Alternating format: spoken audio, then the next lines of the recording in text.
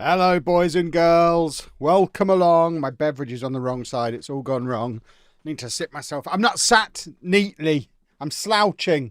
I've spent too much time in this desk over the... In this desk?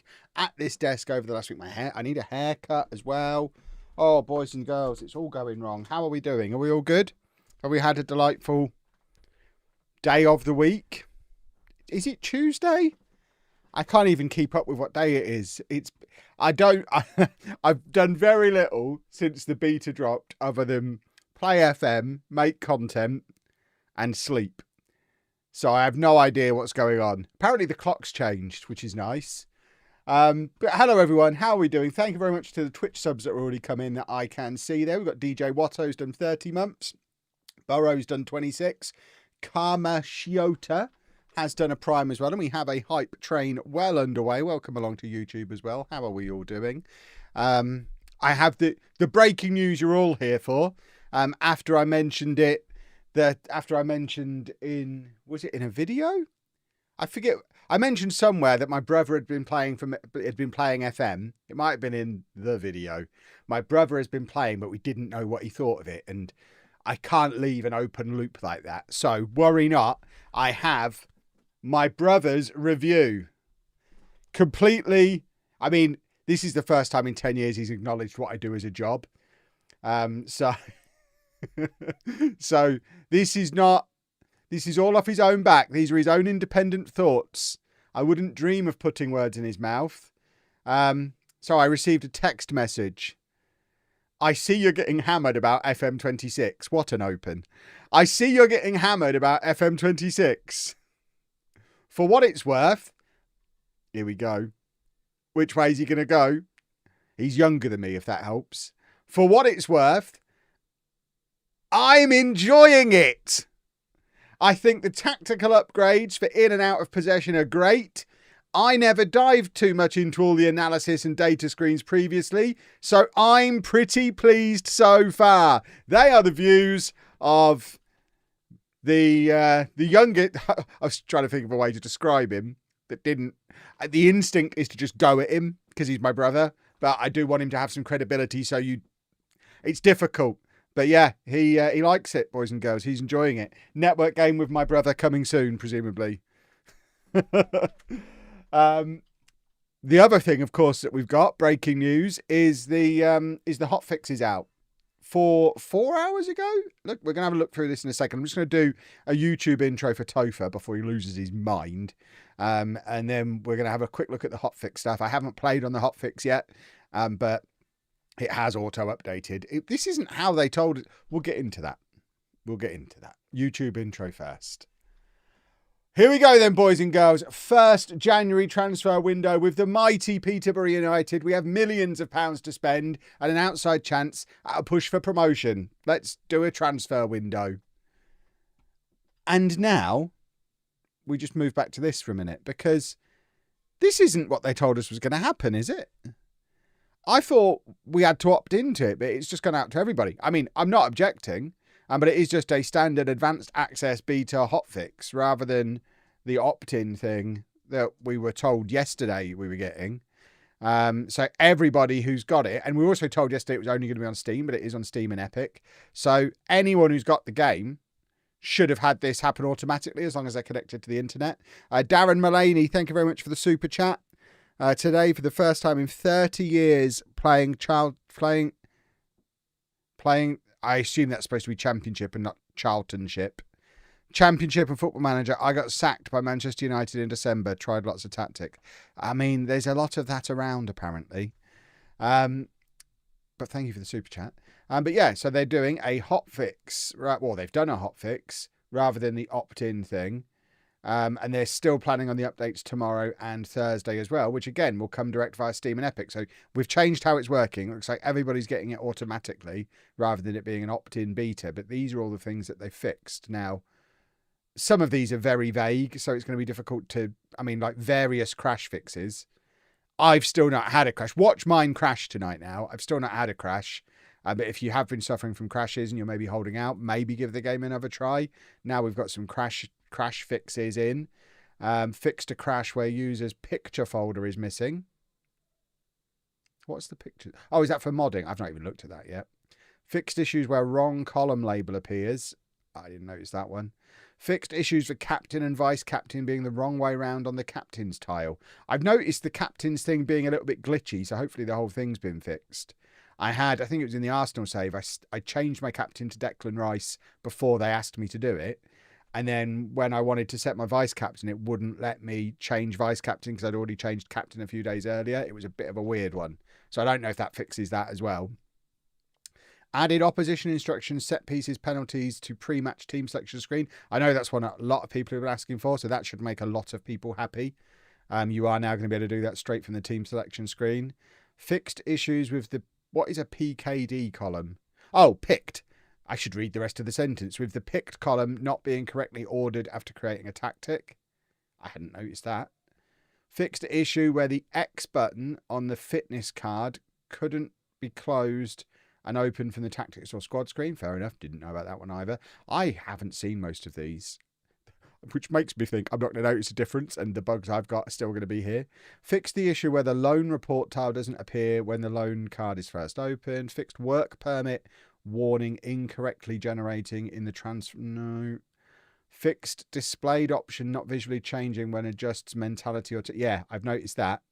So the display option not visually changing when your user adjusts mentality or tactical style during match. Yeah, I've noticed that not changing. So that's fixed apparently. Fixed the soft lock where users were able to open another team's match highlights during their own match. That's amazing. That's not a bug. That's a feature. I'd like to be able to do that. Picture in Picture was with us momentarily, and now it's gone again, and I didn't even get to use it. Fixed Champions League squad registration already being selected by assistant manager upon game start. I mean, I asked him to do it anyway. Fixed search bar incorrectly showing players as playing for your club after clicking see all. Nice. Fixed the issue where you were sometimes unable to pick a team for a match. Wow. That's a big one. Glad that's fixed. No, haven't experienced it. Glad it's fixed. Fixed an issue where you couldn't see or load files when your folder path had non-English letters in. Have they fixed us actually being able to specify the folder path? Because I would argue that's more important. I've got one big... I think Luke talked about it in his video today. I've got one big folder full of just hundreds of Football Manager files now. I'd quite like to be able to put folders within my folder. That would be nice. Fixed an issue where going to your squad or recruitment screens could cause a crash. Yikes. Fixed issue... Very specific. Fixed issue when using player search. Thank you. Needed that one. Fixed issue when viewing... Goodness me. Fixed issue when viewing transfer activity. Fixed issue when viewing transfer offer. Fixed an issue where the aged between years filter within player search didn't function correctly. They've done a lot by the looks of it. Online, fixed being unable to make transfer offers while the host player is in a match. Should you be able to make transfer offers while the host player is in a match? I don't think I do network games right. Fixed player, new routine, interactions, resetting, set piece type. Have my corners? Is that why I've not been? Is that why I've not been scoring any corners? Right, we'll check that I've got my corner instructions on because now they'll stay on apparently. Fixed staff pop-up incorrectly displaying as a player report instead of a staff report. Fixed issue where controller introduction is triggered. Can they fix the bug where that most of the community is triggered? Is that too much to ask? Fixed issue when renaming custom view. I renamed a custom view and didn't have an issue. I made a custom view. Fixed an issue where changing tactics would result in team selector being empty. I didn't see most of these, to be fair. Fixed some Italian managers having an illogical in-possession, out-of-possession requirement when in transfer room out. I think I saw Jack tweet about that. I think he had someone who was looking for... he wanted to be a goalkeeper in possession and a midfielder out of possession or vice versa. And then UI improvements to the season stats panel on a player's profile. That's encouraging because all of this is bug fixes. That's an actual UI improvement, which implies they're going to do some UI improvements. I would really like to see the club league finish stats thing update because that would... I'm sat on my 500 years in the future file and I don't really want to make the video until that works. So hopefully they're going to fix it. But yeah, set pieces apparently now work. So let's go into our tactics. and then go into, no, not penalties. Go into set pieces. Are my routines actually on? My routines are on. So an in-swinger to the near post, an in-swinger to the far post, and an out-swinger to the near post. So it looks like mine didn't reset. Oh well. That's not an excuse for why things were going wrong then, I guess. We did a hype train. Thank you very much for the hype train, boys and girls. What have we got going on in here? So it's the 26th of December. It's Boxing Day. Did we all have a good Christmas? I hope we all had a lovely time. It does mean I think we've got one more match to play before the there we go. Snappy. I think we've got one more match to play before the window opens. Yeah, we're at home against Reading. So we'll play Reading.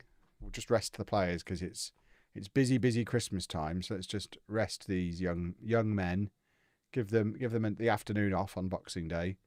And then we've got £2.5 million to spend, a bunch of players we want to sell, and things we want to do. Lots of things we want to do.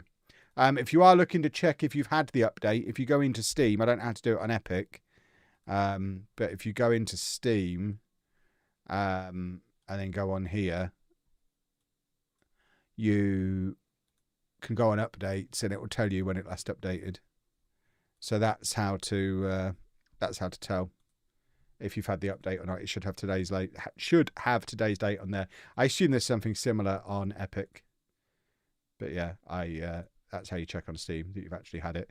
Weirdly, either it was absolutely tiny and took a fraction of a second and I didn't notice it, or it downloaded while I was in game, because I recorded a video this afternoon, and then when I finished the video, I saw that they'd done the hotfix and that was out. So I went to so I'd literally just closed Football Manager, went to check that I saw, the first thing I saw was that the hotfix was out. Went to check Steam and it had already been done. So it must have been mega fast.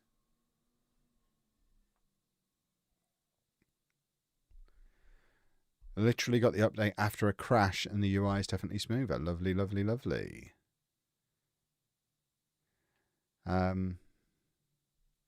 I've tried loading FM up twice now since the update and don't get past the loading screen before it crashes. That's not ideal. Have you logged that? That definitely, I know there are some hardware compatibility issues out there. So definitely if you've got something that game breaking happening, they really need to know what kind of machine you're on, because chances are anyone with a similar combination of bits and bobs is probably having the same issues.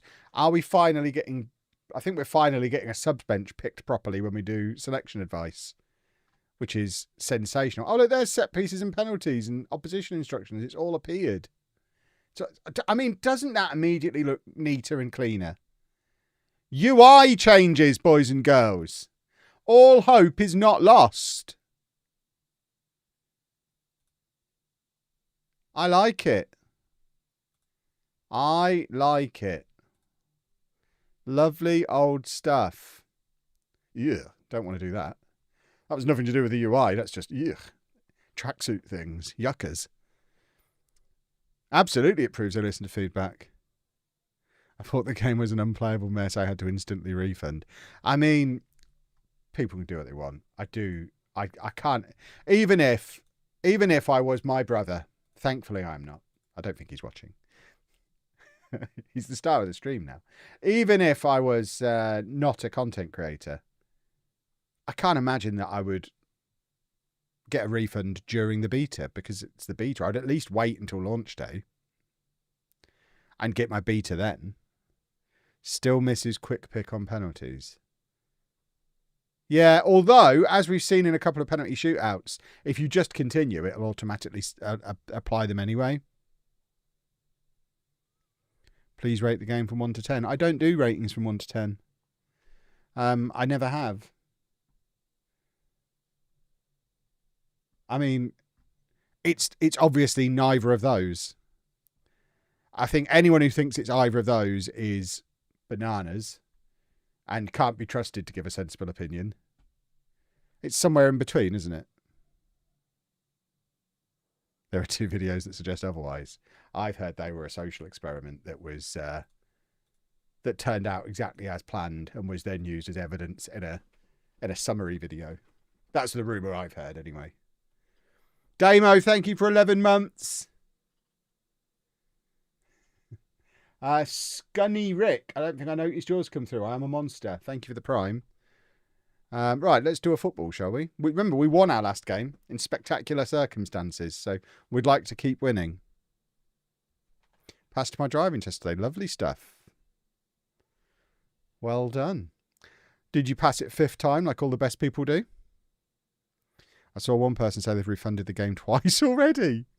It looked like money laundering on their bank account. I mean, they must have bought one on Steam and one on Epic. There's not a chance Steam refund it twice, surely. That's absolutely bonkers.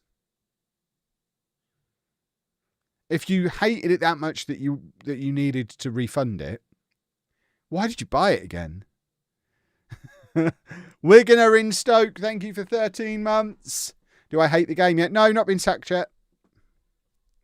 Probably difficult to answer, but as a console player only, do you think we'll be more happy than PC players with this latest edition of the game? I mean, it is impossible to answer because we haven't seen anything of the console version. We're all assuming that this is just going to be on console because it seems like it's built for controller. Imagine the uproar when they announce console next week and it's got a completely unique UI that's nothing like this one. And everyone's like, oh, so it... I see. So yeah, until we know what the console version actually is, I would suggest if you get exactly this on console, you're going to be delighted. This is having played a little bit of console every year, this is a huge upgrade on FM24 console. Huge. So if it's the exact same game, big thumbs up. But part of me thinks the reason they've not shown it to us is because they're ready to troll us. And I am desperate to see the fallout. Welsh Dad Bod, thank you for 3 months. And Cozza, thank you for 6 months. We are 2-0 down after 10 minutes, which isn't ideal. But that's a penalty kick, surely. Here we go. We're back, boys and girls.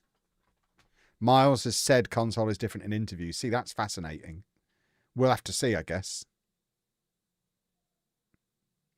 Right. We really need a goal.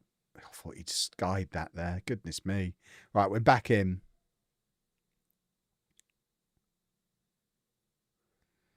I love that the colourblind settings are just Reading's red, but not the championship branding red.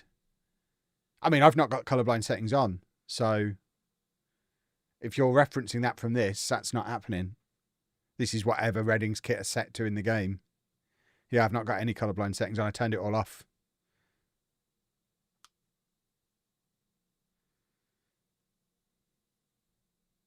If console is drastically different, then there's no excuse for the awful UI. I mean, I can't wait for the expose documentary in a few years' time. We're back. 20 minutes in, it's 2-2. Biffa plays indie games. Welcome along. I've been too ill this week to sit at my PC, so I've been remoting in and playing on my touchscreen tablet, and it works great with the new UI setup. There you go. That's the answer, on a touchscreen. I have played a bit on my Steam Deck. Video coming soon of it running on Steam Deck. I figure if I release that video now, it's just going to get absolutely bombarded with people saying, it doesn't even work on PC. And it will just ruin the video because it will just be a bunch of people hate commenting on it. So I'm holding fire on it a little bit, but we're 3-2 up, but it does work on Steam Deck. You do have to customize weirdly, it doesn't automatically switch over to the controller setup. The way when you're on PC and you plug a controller in, it just immediately starts working with the controller. You open it up on Steam Deck and you have to use the little thumb pad thing as a mouse, and you have to set a controller profile on it so it doesn't bring that in automatically, which was weird. But once you get it rolling, it's pretty good. It does work well. And also, when you use it on such a small screen, you understand some of the decisions that have been made in the UI on a bigger screen. And it's all caused by the fact that the screen can't... What's the fancy word for it? It can't resize. It can't... Adaptive, whatever it is or something. Is that what it's called? But basically, the UI on the PC has to be the same as the one on the adaptive positioning. Is that what it's called? Either way, it works on a smaller screen, on a handheld with a controller. And I guess it is a nightmare if you're not going to have it. And it's the same reason. It's the same issue they've got on the big ultra wide monitors. If you're not going to have stuff resize, it's going to look weird on most things most of the time because it needs to be usable on everything.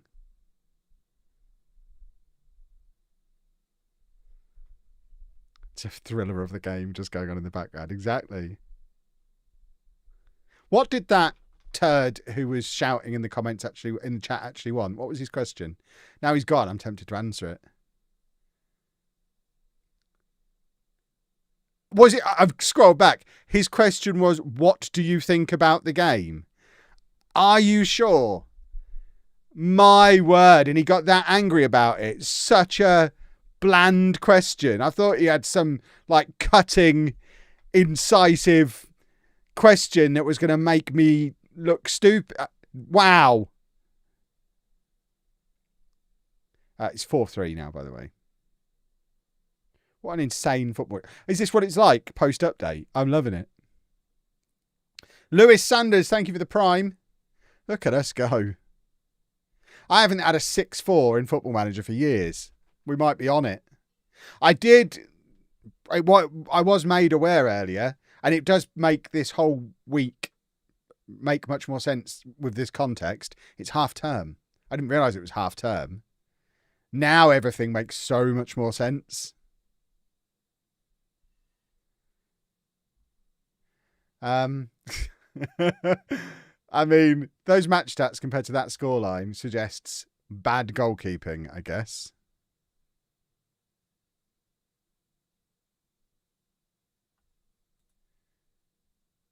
But we're winning, and that's all that matters. I hate the new update because I started losing. Oh yeah, that's what I'm basing my decision on. If I lose this match, I hate the update. I want to roll back. What is going on? Has the new update improved the processing speed between days? I mean, did it need improving? I've simulated 500 seasons in 3 nights. I've never known a game simulate as quickly as this one does. It's considerably faster than any previous FM has been in terms of the in-between match processing. Biffa turning up on a LOLLUJO stream is worlds colliding. It proves that we're not the same person. The amount of times I get asked if I'm Biffa, he probably doesn't. He's much more popular than me, so he probably doesn't get asked if he's LOLLUJO. But apparently we have similar sounding voices. As if I could play the complicated games that he plays. I struggle with Football Manager.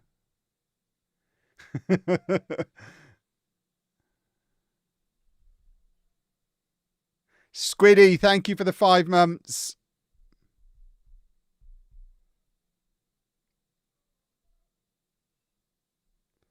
In my Arsenal career, I've started playing Odegaard as a playmaking wing-back. It works quite well. Oh, of course. That's how we ended last night's stream, wasn't it? Jimmy J. Morgan at left-back. Well, Flint is tired. So there's only one thing to do.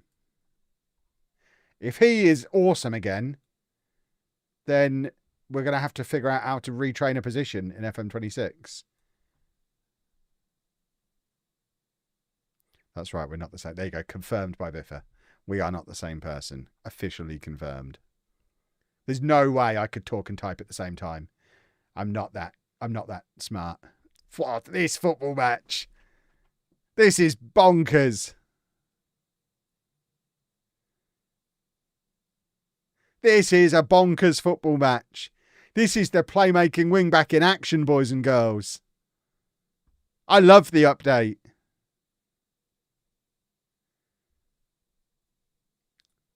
This is sensational stuff. We just need one more, and then we have the 6-4. It was my trademark scoreline when I was first starting out on YouTube. We used to do 6-4s a couple of times a season in like the first or second non-league to legend, proper early days. And I've just not done one since. But this is the closest we've been. This is my moment. We just need one more goal. I'm tempted to go all out attack.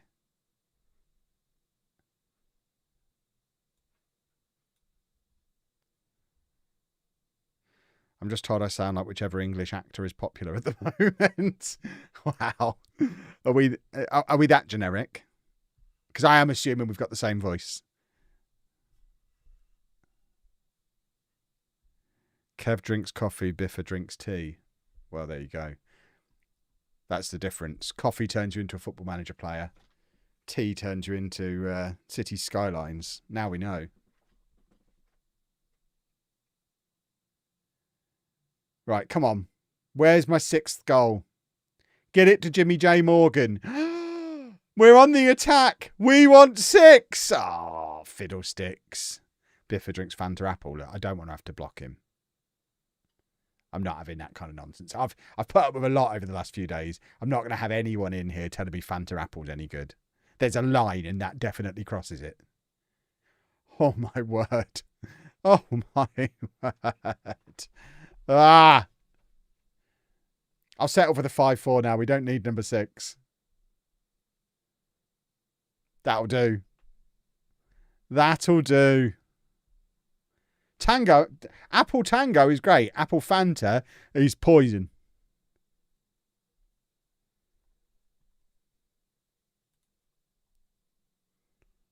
What's wrong? There's nothing wrong with City Skylines. Other than the fact it's too complicated for me. I have tried to play it multiple times. Similar to Football Manager, it needs a good tutorial. I just don't have the patience to sit there learning it by watching videos. So I can't. It's too hard. Admittedly, I did try and play it on Steam Deck as well, which was supposedly a bad idea. But yeah, I used to love SimCity way back when. But City Skylines, I've just never been able to figure out what's going on. Ever fancied Farming Simulator? Look, if I want to do farming, I'm going to get myself into Disney Dreamlight Valley or Stardew Valley and farm like a real boy. Farming Simulator, indeed. I don't need machinery. I farm by hand in a valley.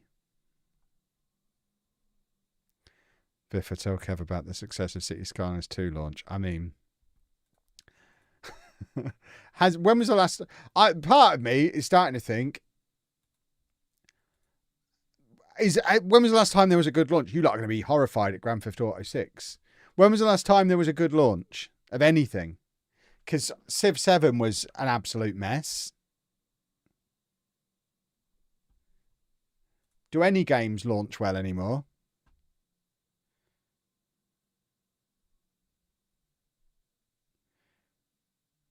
FM24.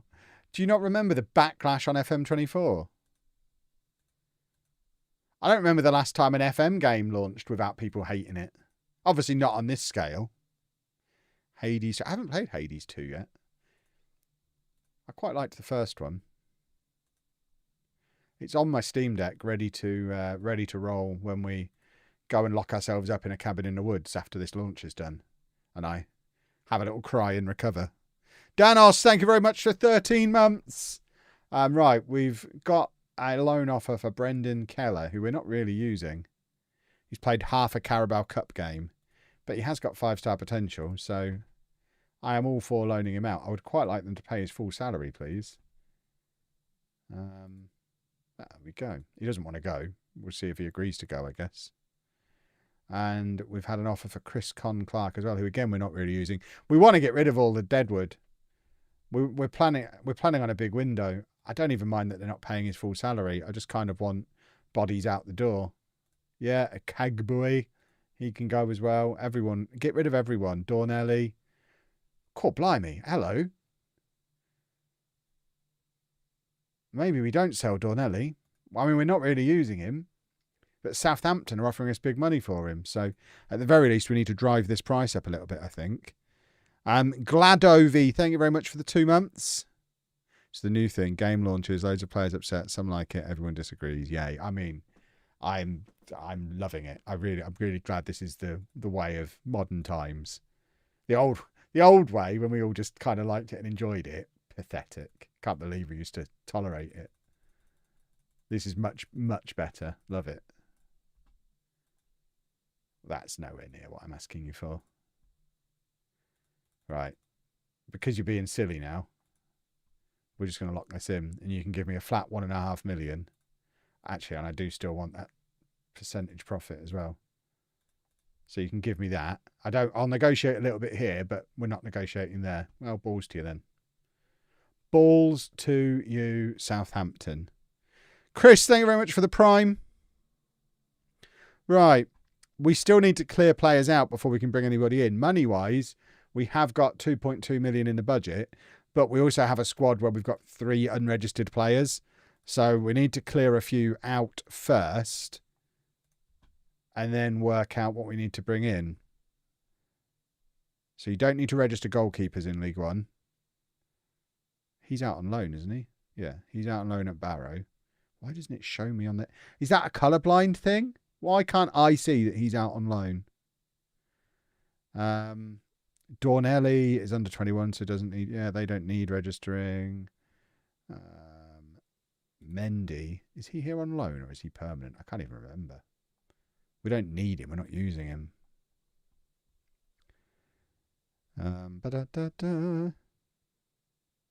How can I get the LOLLUJO squad view? It is in the description of episode 4 of the Arsenal series, or I put it on Twitter at some point, but it's now going to be lost under a sea of absolute garbage. So maybe someone will be really nice and post the link in the chat on YouTube. Maybe a mod will be really nice. Maybe. I should probably put it in the description of the streams, shouldn't I? Toph is saying no. Sorry, you're going to have to go and find it yourself. Episode 4 of Arsenal. On the main channel. You'll be all right. It's safe there. Do I have a view for FM26? I do. It is this. You might recognise it from FM22 to 24. Because it's basically the same one. The only thing it's missing is the separator lines, which I was just seeing if they've added them back in anywhere. They have not. Would love to have the separator lines back. But it's pretty much the squad view we've used for the last 5 years. And it's certainly, loading this up made a big difference. Makes me feel a lot more comfortable. It just seems right, having this on there. Right, what do we actually need? Because we've got all this money, but we are now suddenly playing quite well.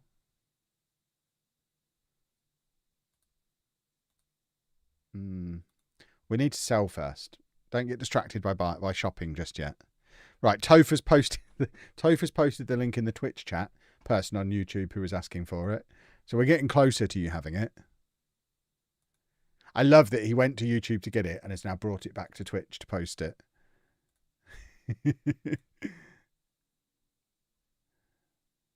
Make sure you say thank you. Sometimes it's a clue that your instruction's not set up right for a certain game. What's a clue? What, getting smashed? What was the change list? We went through the change list at the start of the stream. If you go to the YouTube channel, you can rewind the stream while it's still live. So you would be able to watch that if you want to watch it. Otherwise, I mean, the link is on the Sports Interactive website. It was quite long. We're not going to go through it again. But the first 5 minutes of the stream was going through the change list. It was quite lengthy. That's probably the star of it. That bit at the top, because they've added these into the selection screen. And also, this screen seems to work a little bit better now. Just in general, which is obviously progress as well. Right, we are playing Rotherham. Weirdly, I can rewind Ben's stream on Twitch, but not here. That is weird. I didn't think that was possible on Twitch. I couldn't rewind Ben's stream. because I tried this afternoon, because I turned it on and the first word I heard was Kev, and I'm like, hello, let's rewind this a little bit, and couldn't. So I guess it's because I wasn't watching it previously. You can rewind if you're subbed. Oh, that explains why I couldn't rewind. And thanks for subbing, Pumpster the mod. He's officially told on himself there. I can't use the features that only subs can use. Oh, can't you? Why might that be?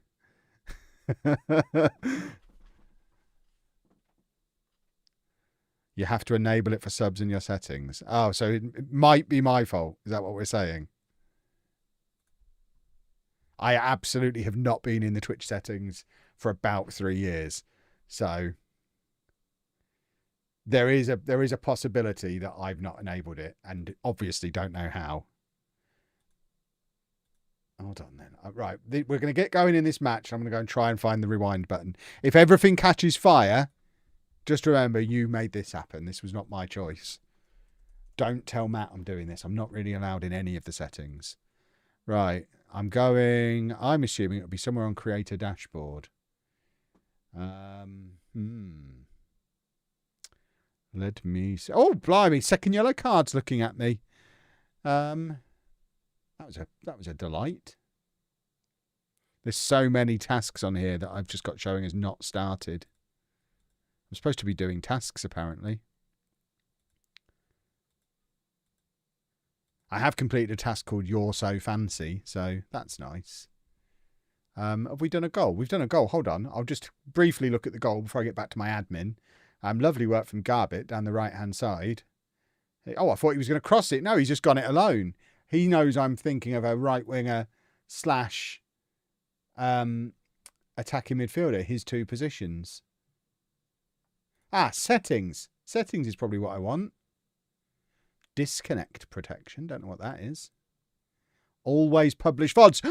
I'm out of Twitch jail. I've turned always publish VODs on. And stream rewind was right there with it. Right, you should have both of those now. Sensational work, Kevin. Right, you should now have a rewind button. Topher's like, Kev. Now, Kev, I would like people to continue watching the VODs on YouTube where I get paid for them. I don't that's literally what he's saying. I don't publish the VODs to push people to YouTube. We've got to give the people choice, Topher. Then no one's watching VODs on Twitch. It'll be fine. The only way I can activate stream rewind was to have the VODs on. We'll see. We'll if we don't get any views because everyone's watching it on Twitch, we'll disable it again because we get paid quite nicely for it on YouTube and basically not at all for VODs on Twitch. Topher turned it off. Yeah, so it was all Topher's fault is what we're establishing here. No, it originally got turned off when I went into Twitch jail. And I didn't ever know how to turn it back on again. I thought Kyoso was getting sent off there. Does that mean we have VODs on Twitch now? It does, but don't watch them. Watch them on YouTube. You watch them on YouTube. What did I go to Twitch jail for? What did I go to Twitch jail for? Did I actually have music? Did I accidentally have music on, I think? I got a copyright strike on Twitch. Yeah, I had music on a VOD. There you go. Which is why I don't have music on at all now. Sack Topher again. I'm on it. Yeah, as Alan says in the YouTube chat, you can rewind YouTube, no problem. Exactly. YouTube's where the cool kids hang out. Twitch is just full of degenerates. Sorry, Kev, I can't hear you over the Twitch VOD I'm watching on the other monitor. I hate the world.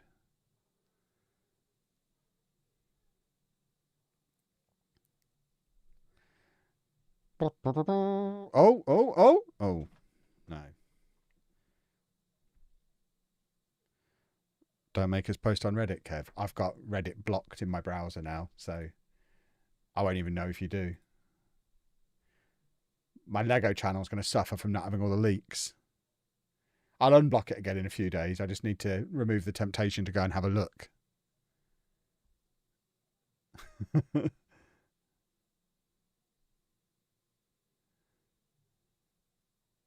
Just wanted to say thanks for your honest thoughts video. Thank you. Don't normally watch videos, but so far from the content creators, your video is the most down to earth and not a pointless rant. Thank you very much, Scotty.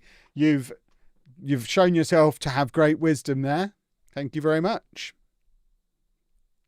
You can turn music off of VODs, yes. And I accidentally didn't once, and that's why I went to Twitch jail.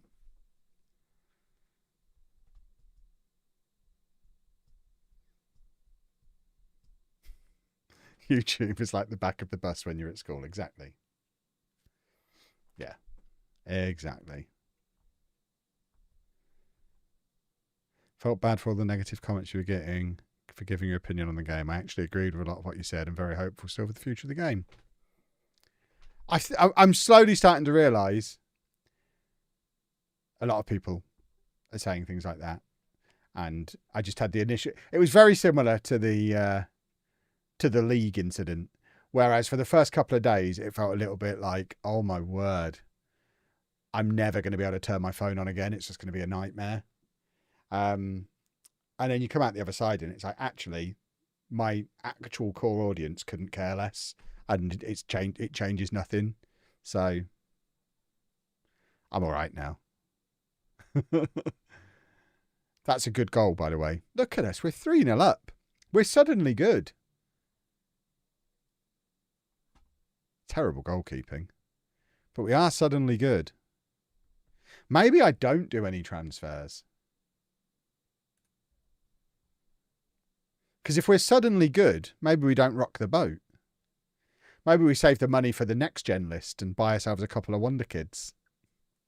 Is that too much to hope for from League One? Maybe. Garbett is playing brilliantly all of a sudden. He saw me having a little look at players in his position on the scouting.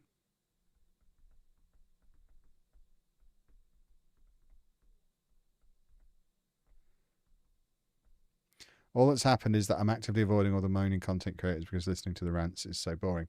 I mean, it feels like we've gone back in a time machine to FM23, FM24, because that was genuine. That was basically my policy then, because we were all frustrated, but I just made the decision to not show it in my videos because, especially if people are not enjoying the game, the last thing they want is to stick on some content and just have people moaning about the thing they're already miserable about. So let's just make the content fun. Even if the game's not perfect, and I fully acknowledge the game is not perfect. I don't think it's anywhere near as bad as a lot of people do, but I'm not an idiot. I can see it's got some serious flaws, some major bugs, some stuff missing. It's stuff that doesn't hugely impact me because of how I play the game. And I am very much able to overlook it and enjoy the experience. So that's exactly what I'm going to do. I'm just going to have some fun. We're bringing Jimmy J. Morgan on at left back again, because why not? And it's not a case of being a shill. And it's not a case of pretending the issues aren't there. It's more a case of let's just have one place where we can escape from the absolute chaos of it all and just have some fun.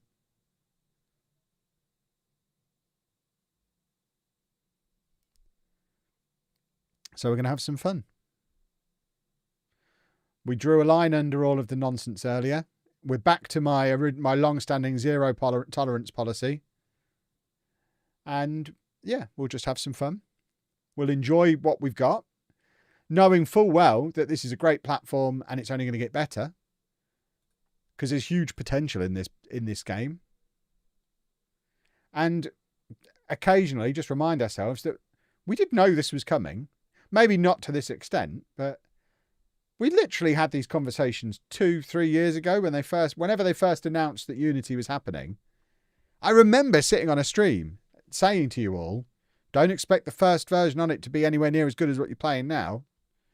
It's going to be a big backward step, a big reset, and then it will take 2 or 3 years on Unity to get us back to where we were on FM24. And then they start pushing beyond it. It's like a 5-year project. But in 5 years' time, they're going to have a phenomenal game. And what's 5 years? I've been playing it for over 30.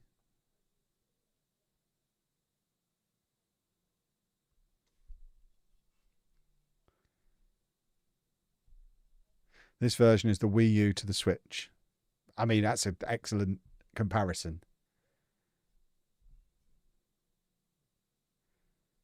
100% this is a sideways step. I'd even argue it's a sideways and a little bit down. It's a little bit backwards.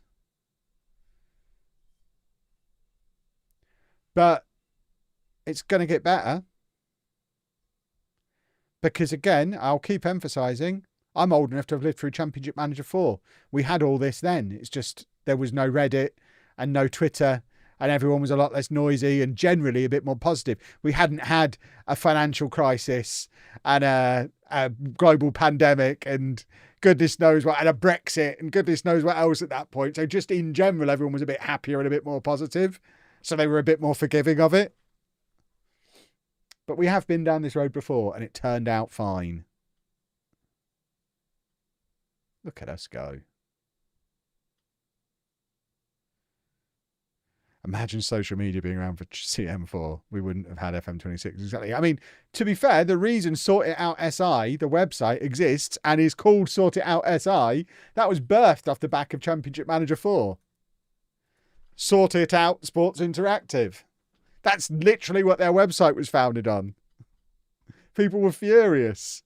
The game's still around 25 years later.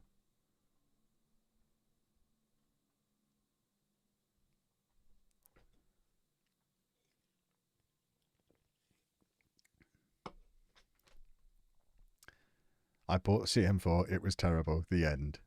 Exactly. Gustav Lindgren's work permit's been turned around. We'll give him an ESC then. I mean, we're not really using him.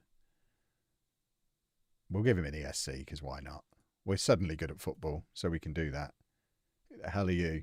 Oh, sports scientist. Okay. How well? Let's look at the league table after a couple of wins. Look at us go.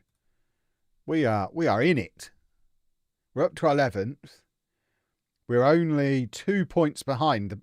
Only 2 points outside of the playoffs. Oh, here we go, boys and girls. Who are we playing next?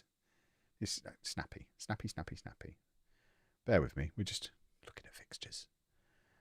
We are away against Tom's boys. Lincoln and Bolton are the next two. Lincoln are below us. Bolton are below us. So keep the run going. We're in good form. We're going to win the bleeping league. Hold on. Oh, I have. I thought I still had saving every 5 years on. But I have played the Arsenal save today, so I've obviously switched it back again. Holidaying overnight is so dangerous. Imagine we have these two big wins and then, yep, there's your first crash, Kev. Enjoy yourself. Have a lovely time. Right, when do we play next? So it's the 2nd. And right, we haven't really got time to rest players before then. Can I show the squad view one more time? Abso-flipping-lutely I can. So there it is. Look at it. Look at it. It's beautiful. How is it on Steam Deck? It's fine. It's not spectacular. It's fine. I've only dabbled in it a little bit. I'll have a proper play on it and then do a video on it. Probably around full launch when I do my console ones and my Apple Arcade one. Which one is the one that's out in December? Is it Switch that's out in December and everything else is November? I think it's the Switch one that's going to be a month later. But there'll be videos coming out of me playing on everything eventually. Probably next week I'll be doing non-League to Legend in the mornings and in the afternoon, like recording times, release times, they'll be out as usual. But each morning you'll get a different review, and then each afternoon you'll get a non-League to Legend, and then we'll be streaming and stuff. Throwing it at you. Where am I in the league? We just had a quick look. We're 11th, I think, but just outside the playoffs on points. Yeah, 36 points, and 4th place is on 39. So yes, we're in 11th, but we're actually not far off the pace, and we finally got good. We were rubbish for a long time. But now we're not too bad. Cloud saves. I haven't looked at cloud saves because I don't use cloud saves. Matt has it all set up so all my saves sync to Dropbox. He did fancy coding things. So yeah, I don't know. I'll probably test it.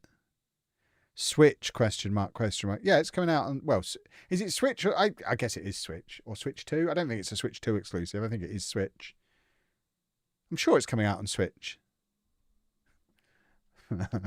Breaking news with Kev. No, I'm sure it's on the website that it's out on the Switch in December.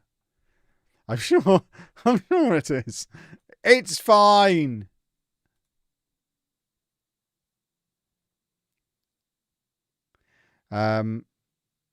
When you finish this save, would you use your simulated save and manage a team 500 years in the future? No, that's asking for trouble. It's done well to simulate that far, but there's no way it's going to be stable. Who's Ricky J. Jones playing for? He's somewhere in St. Pauli in Germany, I think. They might not even be loaded. Oh, there he is, look. Ricky J. Jones. They've not updated his face pic. That's the exact same one he had on FM26.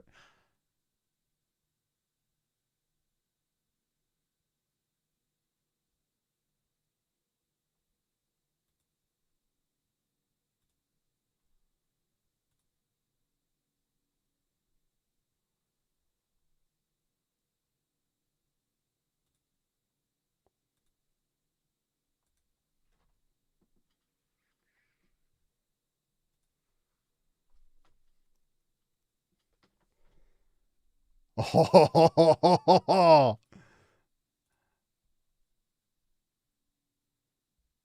are you coming then, Ricky?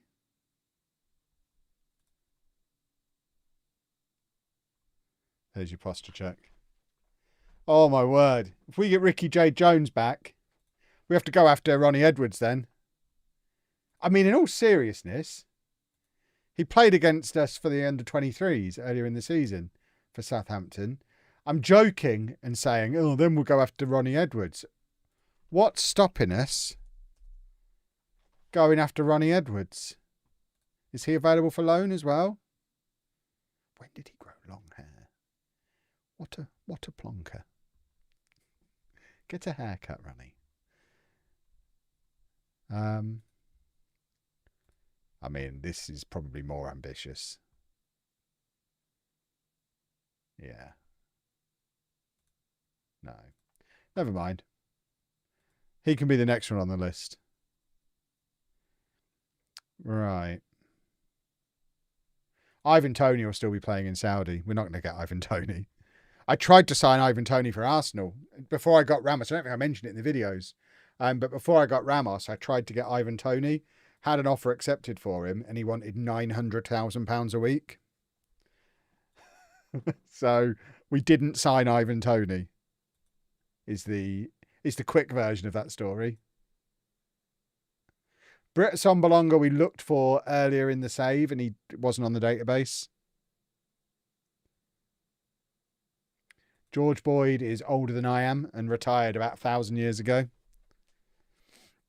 Look at Flint go. That is... Oh, look at him go. Oh, that was Lewis Skelly versus Barcelona there for a second. Oh, my word. Oh, that got me very excited momentarily. Take Manny Fernandez back. No, thank you. No. That's still possibly the most hilarious piece of transfer business Posh have ever done. We've been mugged a few times over the years. We've never pulled off a heist like the Manny Fernandez to Rangers deal. That £3 million apparently that was for a player I would have happily driven to the job centre. He just wasn't good enough for us. And somehow Rangers spent £3 million on him. That's reason enough to not want Russell Martin as Posh manager. Have I tried playing FM26 on the Steam Deck? I've had a little go. I've not properly put it through its paces yet. I will do at some point.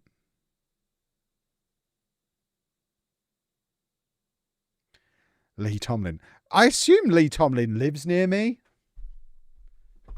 Hold on. I don't want to out myself too much here. What's the... He was in the local paper relatively recently. Oh, he's now assistant manager of Morecambe. I don't live in Morecambe. Yeah, the last club he played for was Harborough Town, which is not a million miles away from me.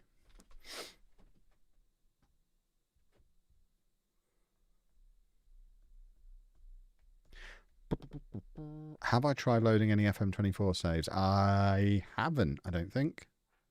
They do convert, don't they? You have to be a little bit careful. If there's any chance of you wanting to be able to go back and play them in 24, they do convert the files. They don't just load up, they convert them to FM26, and then you can't load them up in FM24 again afterwards. They're permanently converted to FM26 files.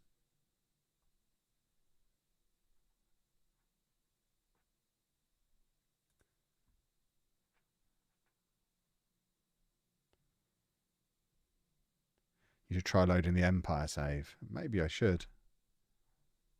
We live near each other, Kev. Say hello to me if you see me in the street. You won't. I don't leave the house. But you never know. If you see me mooching around in Sainsbury's, say hello.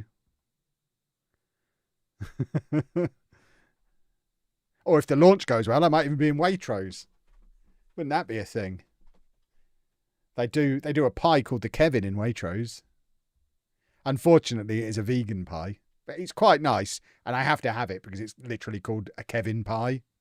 So I don't really have a choice, obviously.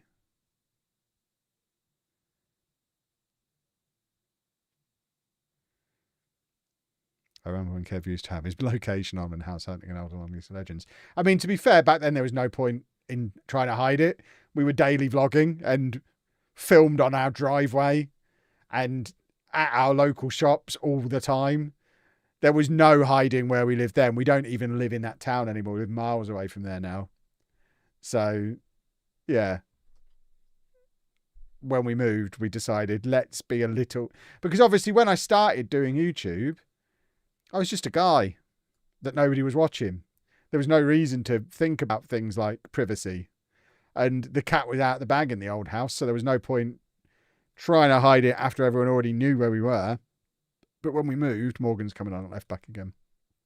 When we moved, like 6 years ago, we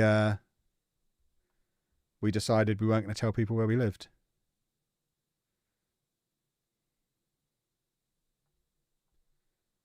You've had the most information out of me this evening I've ever shared in the 6 years we've lived here.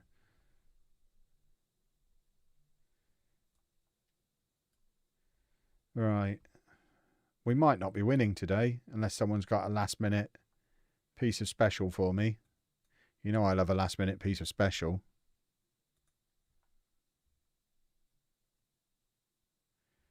Has it really been 6 years? Maybe 5 years actually.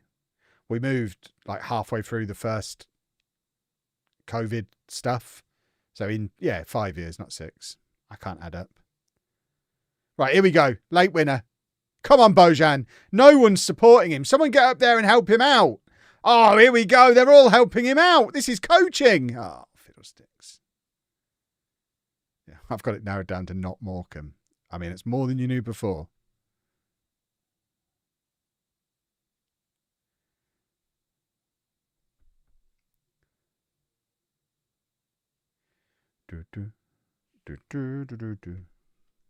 Ah, that's a silly, clumsy foul. Oh, please don't lose now, because then I'm going to have to buy players. Oh, no, no, no, no, no, no, no, no, no, no, no. Very attacking. Hideous. We were in good form. And now Timothy, the radio station, is ruining it for me. Ugh.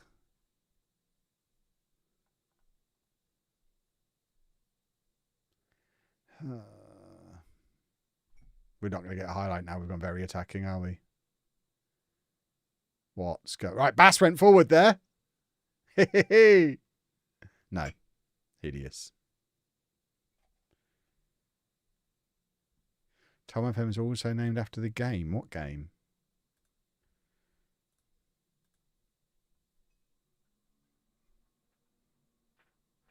This is when you need shouts. I mean, you can shout whenever you want. The in-game shouts didn't do anything. You can click wherever you want on the screen and pretend you're clicking that button that didn't do anything. There are some things I have sympathy with people for. The shouts thing, it's like, made no difference. I urge you to, you can buy those panic buttons that you can put on your desk. You can get them on Amazon. If you're missing shouts, there you go.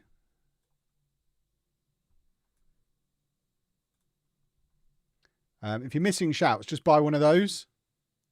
And just every time you would have shouted before, just smack that. And it's going to do exactly the same thing that the shouts used to do. You're welcome. Fixed your game for you. What else do you want me to fix? Kev lives between the Birmingham Lego store and the Milton Keynes Lego store. That's not actually true. I live roughly the same travel time from both of those stores. I don't actually live between them. It's more of a triangulation situation. And Birmingham's probably a little bit closer to home, but also much harder to get to because Birmingham.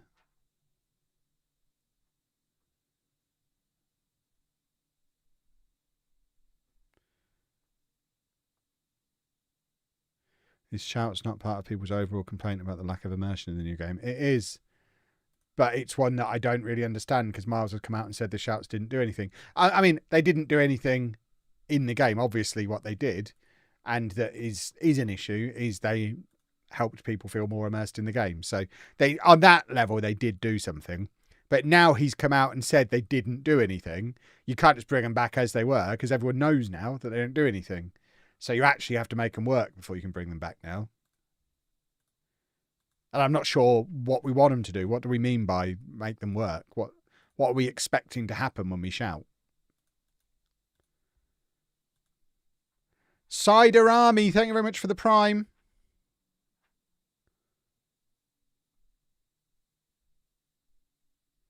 Is there an alternate way of influencing the moods of players during a match since the shouts were removed? No, but influencing the moods of the players during the match doesn't make a difference.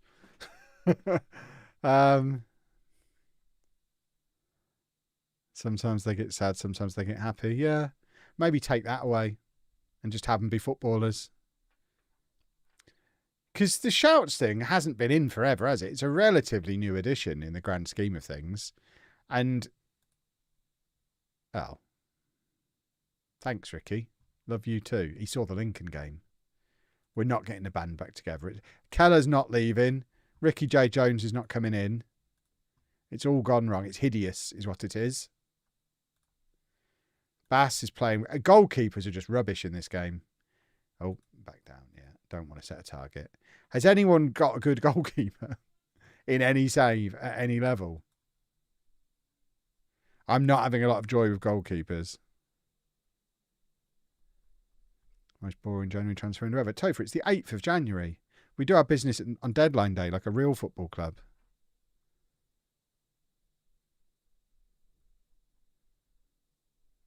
Donnarumma's been good. I'll see if I can get him then. Who does he play for?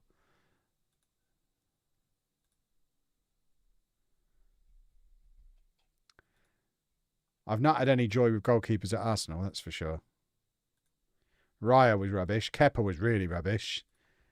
Diogo Costa, who I've got now, isn't impressing.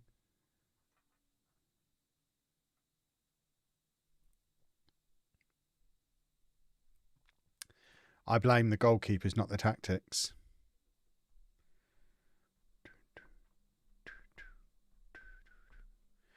Right, we might actually consider doing some transfers just to keep Topher happy because he wants the video. Right, Southampton, in all seriousness then, if you want Dornelli... Ah, you're not negotiating. Okay, well, balls to you then. I was going to say give me Ronnie Edwards till the end of the season and you can have Dornelli. You can have him for less. Right, Chris Clark is leaving, so we actually got somebody out of the door.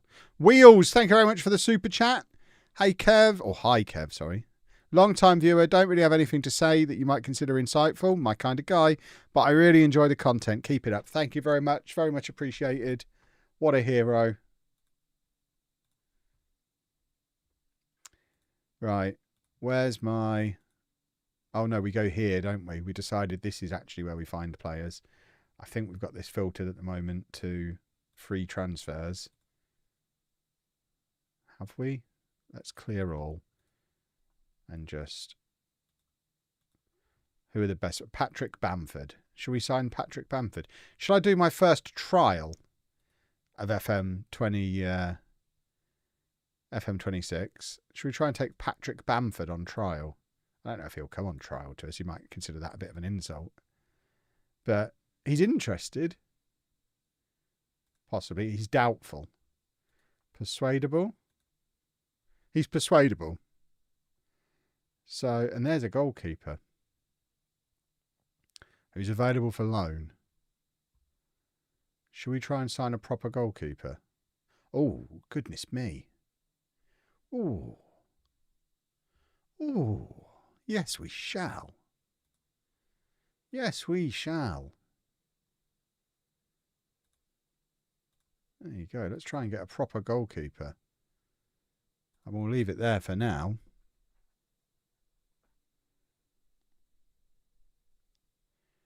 There you go. Bamford comes in on trial. Problem is, we've already got Bojan, so we don't need yet another striker. But if he's much better than what we've got, which he obviously is, like much better than what we've got, I think we're going to try and sign Patrick Bamford for Peterborough. What a weird sentence. Approach to sign. Yeah. Balls to that. In you come. Yeah, in you come. He doesn't even want much money. We're going to be paying that young goalkeeper more money. You're not having a promotion wage rise. What do you think this is? Right, there you go. Patrick Bamford. Up the posh.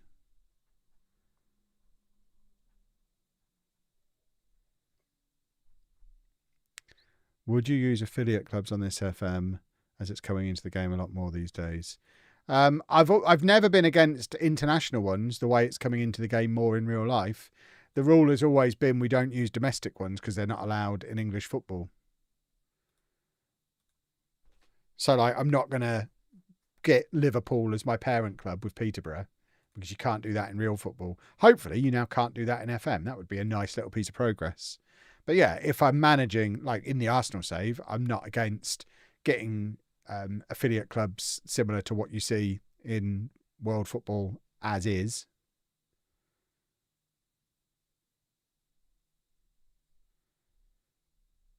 Domestic affiliates do exist. My local club is affiliated with a non-league club. Yeah, so they're not in the league then. Football league clubs cannot have parent clubs, is the rule.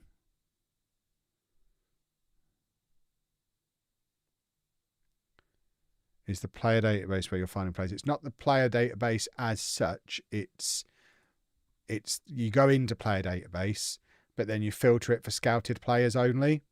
So these are our scout players. So when you get your player recommendations tab is basically your most recent scout reports. And then when they come off the scout report, so this is the stuff that used to come into your inbox. It now lives in player recommendation. And when they disappear from here and you just want a list of all the players you've scouted, your scouted player list is in player database and you just toggle scouted players on or off. So toggled off is the old player search screen. It's got everyone on. And if you toggle that on, it's just the players you've scouted. It's quite neat, actually. Quite a neat little system. I approve of it. Right, who are we playing? Bolton. Let's do a flipping football then, shall we? Ah. Why is he on the bench then? Who put him there? Silly goose.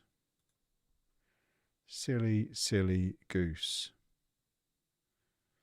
Do you think that at a 1.5 speed, 1.25 is too slow, 1.75 seems too fast? I've requested it. They're looking at it, apparently. When I put the feature request in, they mumbled something about having some bugs to deal with first. I wasn't really listening. So it might be that they're busy this week. But I think it's something they're aware of and looking into and looking at the viability of. So hopefully we'll get a 1.5 speed. That would be ideal. I think it would be perfect. Will I be doing a non-legislation rules video? Yes. Yes, I will. And we are going to have to adjust the rules for stuff like that new scouted screen. And we've not got the director of football anymore. Or we have, but they work differently. Transfer room is now a thing. I'm going to have a ponder about how it affects the rules, and then I will make a rules video. The 4th is Tuesday, isn't it? So we'll do the rules video on Monday, probably. And then episode 1 will be Tuesday. Saw your long tweet earlier, and you are absolutely right. I like where this is going. I tend to agree with a lot of what you say on videos. I really like this. This is a. If you want to know how to chat well, boys and girls, this is an excellent start. We'll continue. I too am having a lovely time, probably because I didn't have massive expectations, and I can see that in a year or two this is going to be incredible. Keep up the good work. Pocket 102, you're a top tier chatter. Thank you very much. That's how you do it, boys and girls. Paid chatter. Yeah, exactly. Send your invoice to the usual address. Remember, I have a computer science degree. I probably didn't create a bot to come and put that in the chat. I probably didn't. Maybe I could, but I probably didn't. Can you request transfer deadline day? It's not high on my priority list. I'd like it back, but I feel like it's probably something they want to do something different with. Kev, you're right about everything. I agree with you. Cold lasagna is amazing. See, this is what I'm here for. This is why I do content. Cold lasagna is better than warm lasagna. We all know that. I've said it before. I'll say it again. All Italian food better cold. That's nothing against Italian food. It just is all better cold.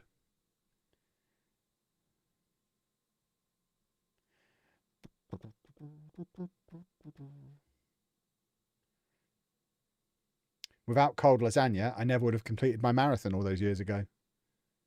Ate half a cold lasagna halfway round. And then dislocated my knee, but still got to the end.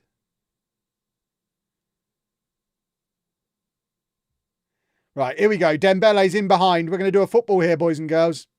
Oh! Come on then. On the topic of doing a football, one of my favourite YouTube comments I've had today was somebody clearly new, so I wasn't that bothered.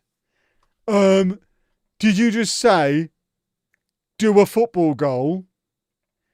What did you think they were going to do?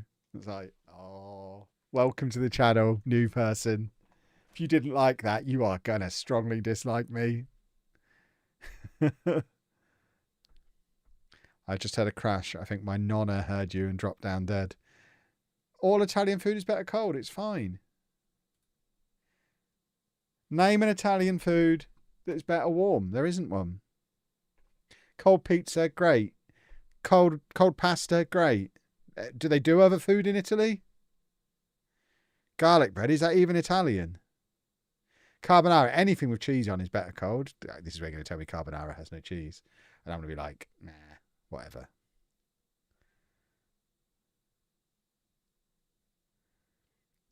It's in the Italian section at the shop. Only because you eat it with pasta. I don't think garlic bread's Italian, is it? That just feels American. We're having a massive bowl of carbs for dinner. What do we need to have with this? This massive bowl of carb-filled pasta. What would really top this meal off? I know, an actual loaf of bread to go with it. Because we need a few more carbs. Tiramisu is better warm. Tiramisu is all right if it's melted a bit, because then you can kind of drink it. Cold risotto. You know, I don't know that I've had a cold risotto. We might have to test that one. I don't make risotto a lot because I'm too lazy. It's too labour intensive making risotto. But we'll look into it. I'll do some research and get back to you. Right, I don't want to accidentally bring Morgan on up front. We always bring him. He's a left back now. Get him on at left back doing his thing. Garlic bread is French, apparently. 500 subs for cold risotto. Yeah, okay. I'm all right with that. I mean, my reward, your reward for getting to 500 subs is going to be just watching me eat my dinner. Yeah, if you want.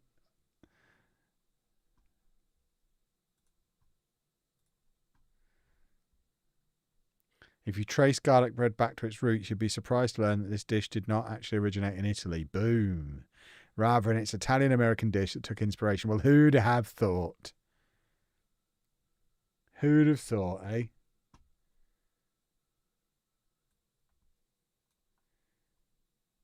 All right. Why don't we have a defender on the bench? Oh, we do. Hughes is there. That's who I was looking for. Right. Just hold on, boys.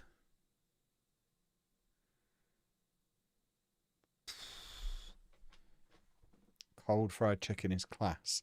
I've never experienced cold fried chicken because I always just eat it. Cold gnocchi. Anna doesn't let us have gnocchi because she doesn't like it. I made her gnocchi once and she was not a fan. So we've never had it since. So I've never had it cold. I think that's probably the most questionable.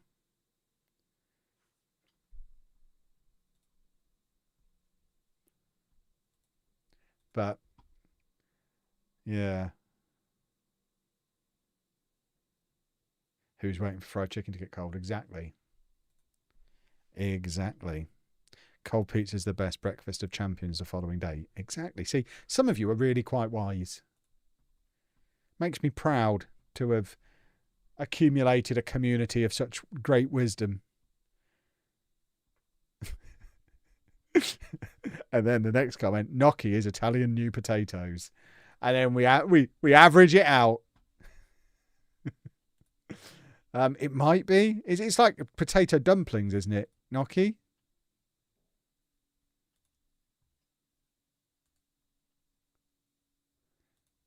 Right. Oh, look. I hate this. This is still in then. This has been in Football Manager for as long as I've been playing Football Manager. He has sat there, available for a free transfer all season long.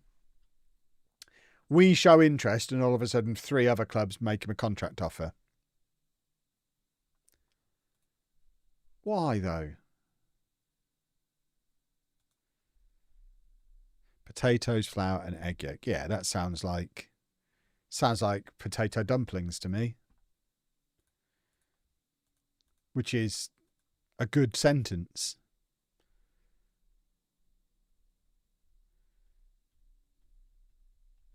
I think Sweden's season is just starting in January. Completely new engine, and this is still a thing. I mean, I imagine they've just brought some of the logic over.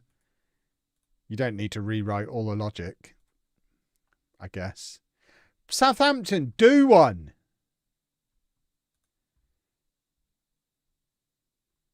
Right, can we now add on?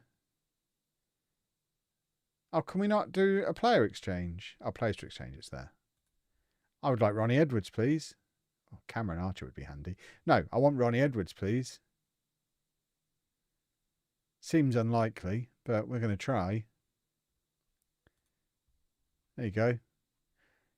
I'll be nice and I'll just do a straight swap.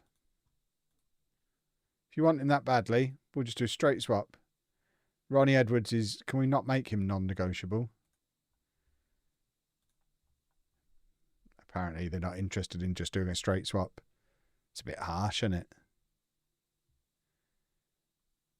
Right, this fee is starting to get quite big. How far can we push them? Not that far. Thanks for the negotiations, Southampton. Doing the same save as you. How are you getting on? How far into it are you?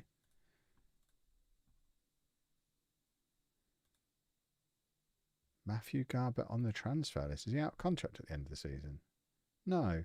So I think we'll keep him around for a little bit longer for now.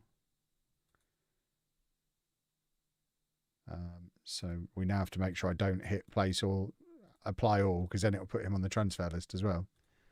There we go.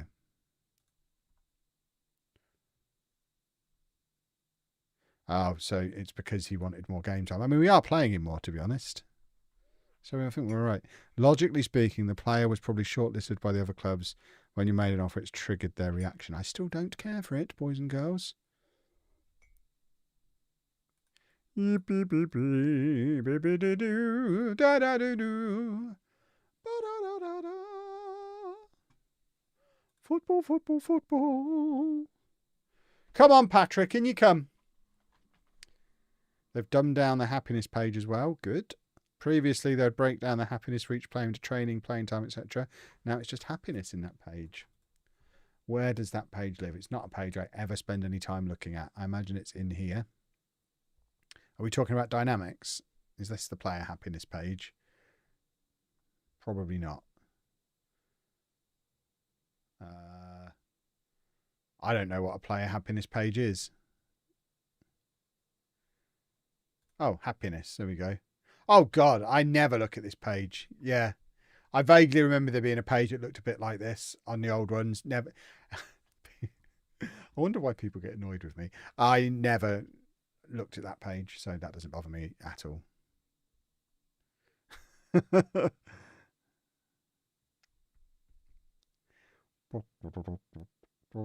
Are there any interesting changes to the affiliate club system? Try requesting one. I feel like I'm being set up for a trap here, but let's try.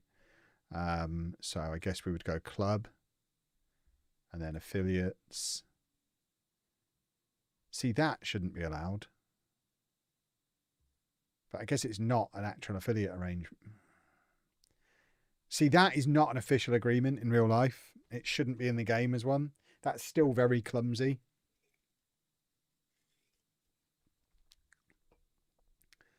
Right, let's ask for a senior affiliate then. Hi, Dara!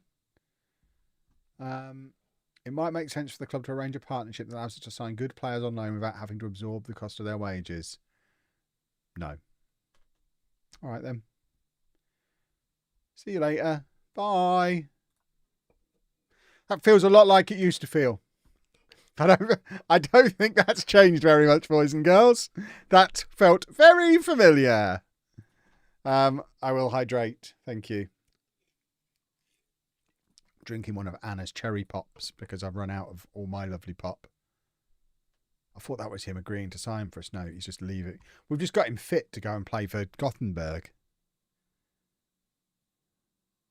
I'm learning so many things about FM24 that I've never seen. Yeah, so am I. Cy Maggio, Sports Interactive Maggio, did an interesting tweet earlier where he's gone back into. Sorry. That sentence gave me chest pains. Let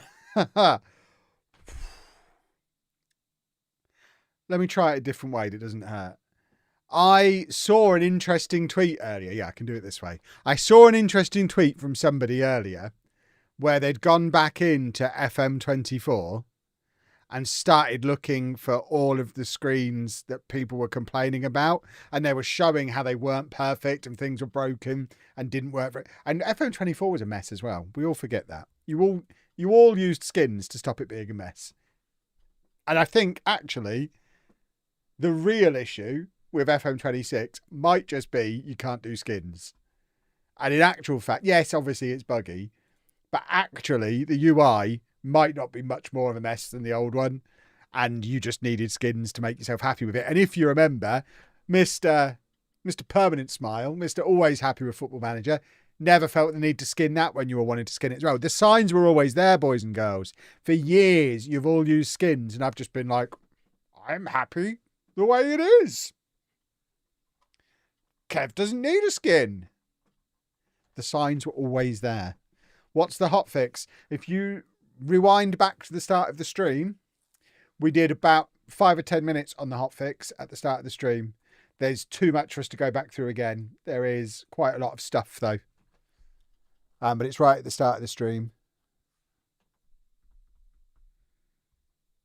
Right, now Leicester want Dornelli. No, that's even less. I think we're going to be selling Dornelli because we're not using him.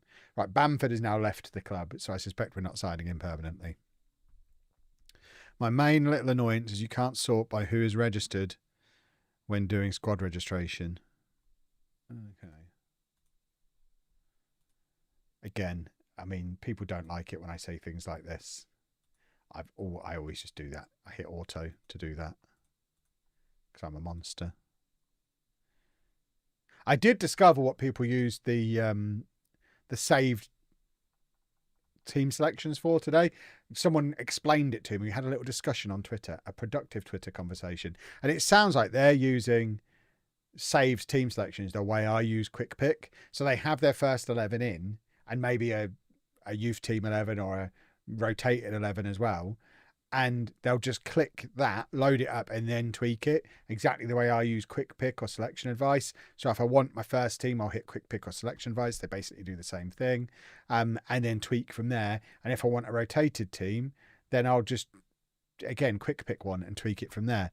So I guess it's quite similar. So I am kind of doing the same thing. It's just I'm not putting the bit of work in at the start that the people who are saving their selection are. Kev's found the lazy way. That's a good name. Tess Tickles. Thank you very much for the 6 months. I pick my 11 in the squad screen. See, I just can't imagine doing that. That feels like a lot of faffing about. I'm not here for the faffing. I'm the same, but I want to see who my assistant didn't. But I want to see who my assistant didn't. I'm not sure what you mean.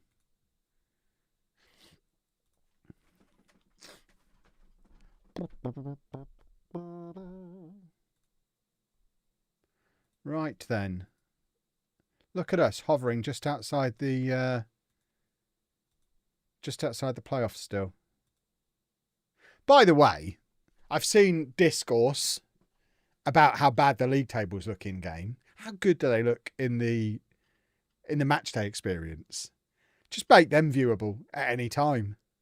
They've literally already got the asset built and they use it for the match day experience.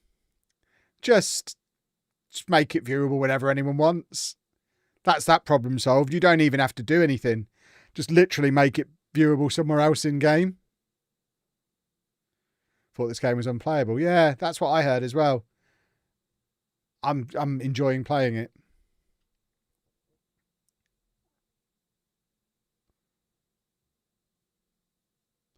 Loki picks his 11 from the squad view. It's amazing to watch. I can't even imagine. Can you do that? I mean, fill your boots, I guess. Can you do? I mean, you must be able to do it. That's fascinating. I mean, to be fair, it makes more sense than doing it from the squad view, because at least you've got an idea. Oh, that's a good header. Look at that. Bojan's turning into a proper good player. We don't need Bamford. Bojan's the man. Look at this. This is football right here. This is like an FM24 goal. Far post header. I remember those days. It's not the same Bojan from Stoke and Barcelona, no. I can't say Radulovic, though. I don't remember where we signed him from. We signed him from... Oh, we can't see career on here. Okay. Ha! Okay. I'll tell you after the match. Oh, no. Aha. We signed him from Uddersfield. There you go. Formerly of Brighton. He would have been at Brighton around the same time as Gyökeres then. So we've got Gyökeres' old strike partner. So the same sort of age.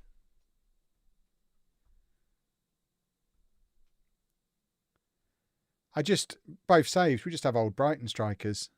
I guess we're going to have to sign Danny Welbeck in the next save then.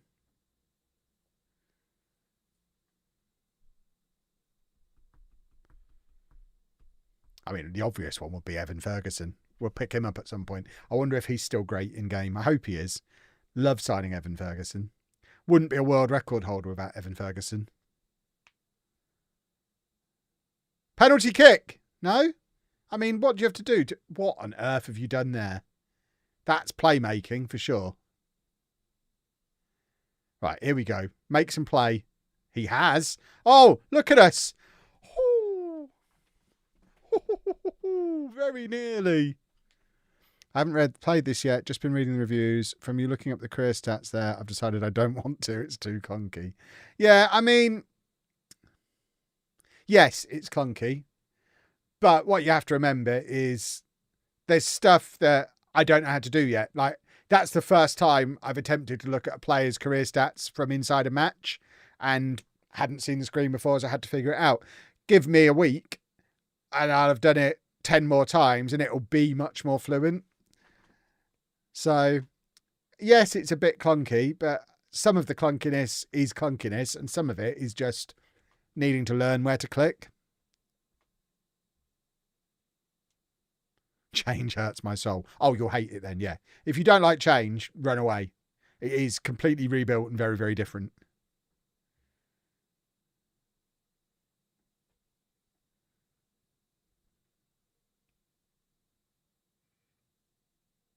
I honestly want to see an objective interview with someone who claims it's unplayable. Come on. That would be interesting, wouldn't it? Especially if I did the interview. I would love to sit side by side. I tell you what, I would love to sit side by side and make a video with someone who claims the game is completely unplayable. If they were capable of not being aggressive, I'm not letting them in my house. Sports Interactive, you're going to have to arrange this. We need a neutral venue. But find me someone who thinks the game is completely unplayable and I'll make a video with them. And they can show me what they can't do and I'll demonstrate me doing it. Or not. Obviously, because unplayable is such an extreme reaction. Unenjoyable, I could get. But the only way it's unplayable is if it doesn't work on your computer and that'll get fixed, surely. Because unplayable means literally can't do a match, surely. I'm really not enjoying it, and that's different to saying it's unplayable. Kev versus Ben, the Reckoning interview. The ridiculous thing is, me and Ben aren't that far apart in our assessments of the game. It's just he leans ever so slightly one way on one element, and I lean ever so slightly the other way on another element, and it just ends up looking like a big difference because they make it so we both agree the game is somewhere in the middle. It's not great. It's not as good as FM24, but it's not a complete disaster. It's somewhere in the middle.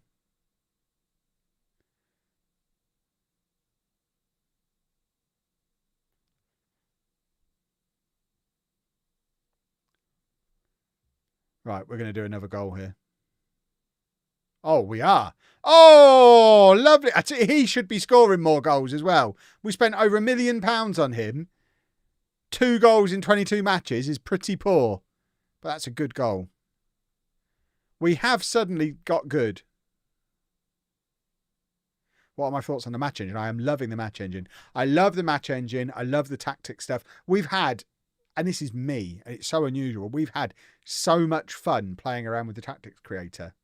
We've done like 5-6 different tactics, which I don't know if I did that in the whole of FM24. We had that for like 8 years. But yeah, I love the match engine. I love the look of the game, the graphics engine stuff. I love the tactics creator. And as you can see from watching this stream, I do spend the majority of my time in the matches. So it shouldn't be a surprise that I'm enjoying the game when you see what I'm spending my game time doing. I'm using all of the elements that are awesome and better than what we had before. It's only when I have to get into the bit that isn't as good and the UI is not as good as it used to be, I'm completely happy. And someone said, finally, you acknowledge that. I literally said that. I think I said that in my alpha stream. You know, right from the start, I have acknowledged that the UI is not as good and is broken in places and it's buggy. But I don't spend a lot of time using it, so it doesn't matter. And there are even elements of the UI that are an improvement. Like, I like the way they're doing the scouted player thing now. I think that's quite cool. I think that's better than it was before. Am I using the default 4231 gegenpress? Not quite, because we've changed up all of the player roles, and out of possession it's a 433. So we have done some. We are using the features of the game to do some different things with it. So yeah, it's not just a basic 4231 gegenpress with all your standard positional roles on. Like we're using a playmaking wing back. We've got a shadow striker in there. We're inverting on this side, keeping this side wide. On this side, we get our width from our wing back who pushes on. But on this side, our wing back comes into the midfield and takes up positions around here. Collins gets up there as a box-to-box midfielder up alongside Leonard. In fact, Leonard basically makes it a 2 when we're attacking. And then we almost have Flint and Collins in there kind of behind Leonard. And O'Connor's holding the midfield on his own with just these two because Kyoso's gone up there for the width and Flint's all up in here. Dembele stays wide, Garbett tucks in and basically becomes yet another attacking midfielder. But then when we're defending, we just go to a flat back 4. O'Connor sits in front of him and Leonard drops back into the midfield. Collins is shuffling back and forth, covering into the wide areas, basically being the new version of what is effectively a Carrilero, I guess. So yeah, it started as a 4-2-3-1 gegenpress, but A, I understand what's going on in it, and B, I've changed quite a lot. It probably wasn't even a leading question, but people are like, Kev can only do the 4-2-3-1 gegenpress. I don't just set the preset and forget about it, though. I do know what's going on. What do I make of the transfer room? I've still not used the outgoing one, really. The incoming one, I think, is quite cool. I do miss my director of football instant recommendations, but I also acknowledge that they were completely unrealistic and probably should have been removed from the game and have been. Poor old Jimmy J Morgan, he's just forever a left back now. When will we see the diamond? When the match engine changes to not favour wingers so much. Wingers are the secret sauce at the moment. You wouldn't even see that in 24. He's doing a football in 26. I mean, the thing is, the tactic system is so much more intuitive. It makes more sense to me. So it is a huge upgrade. This in and out of possession thing and all the new player roles and taking away attacking and support and giving us actual descriptive things, the little arrows showing the direction they're going to be moving. I think the tactics, top to bottom, the whole of tactics is a huge improvement to the point where I'm actually using it. And that is the best praise you can give it. They've managed to make me do tactics because it's fun. I mean, can you upload your tactic? Can you upload? Where would I upload it? What, like, just put it on Dropbox like I did with the team view? Can you export tactics yet? I imagine you probably can. I can try.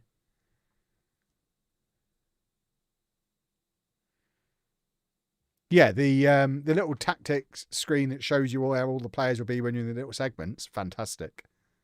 Upload his tactic. I can't even save mine. Yeah, so maybe not. Then the game must be broken. It's turned Kev into a tactics nerd. It's just made tactics accessible. That's a good thing.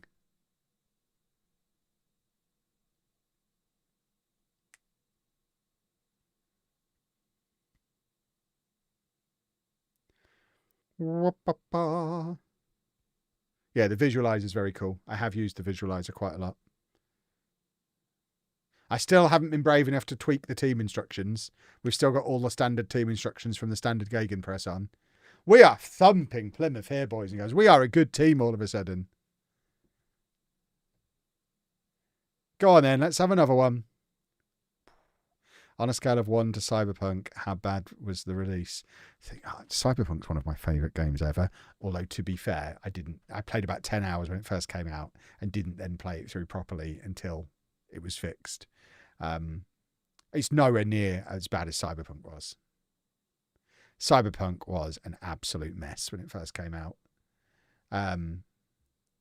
Yeah, it was nowhere near as bad as that, but obviously not good enough in terms of the bugs. So, yeah, I don't do scales of 1 to 10.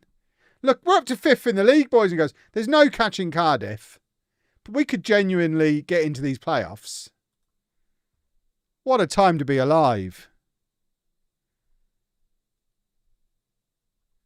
Kill, shag, marry, work the space seal, and Dr. Benji. These are the questions, aren't they? For goodness sake. I mean, I already saw Zealand's answer. I know Zealand wants me, so I don't want to encourage that kind of behaviour.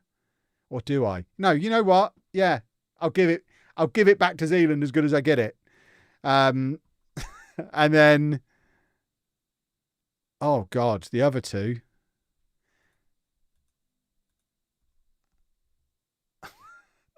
I guess I'll have to marry Ben, kill Jack. Jack's the one I'm competing with most for views. So if I get him out of the way, I'll make more money.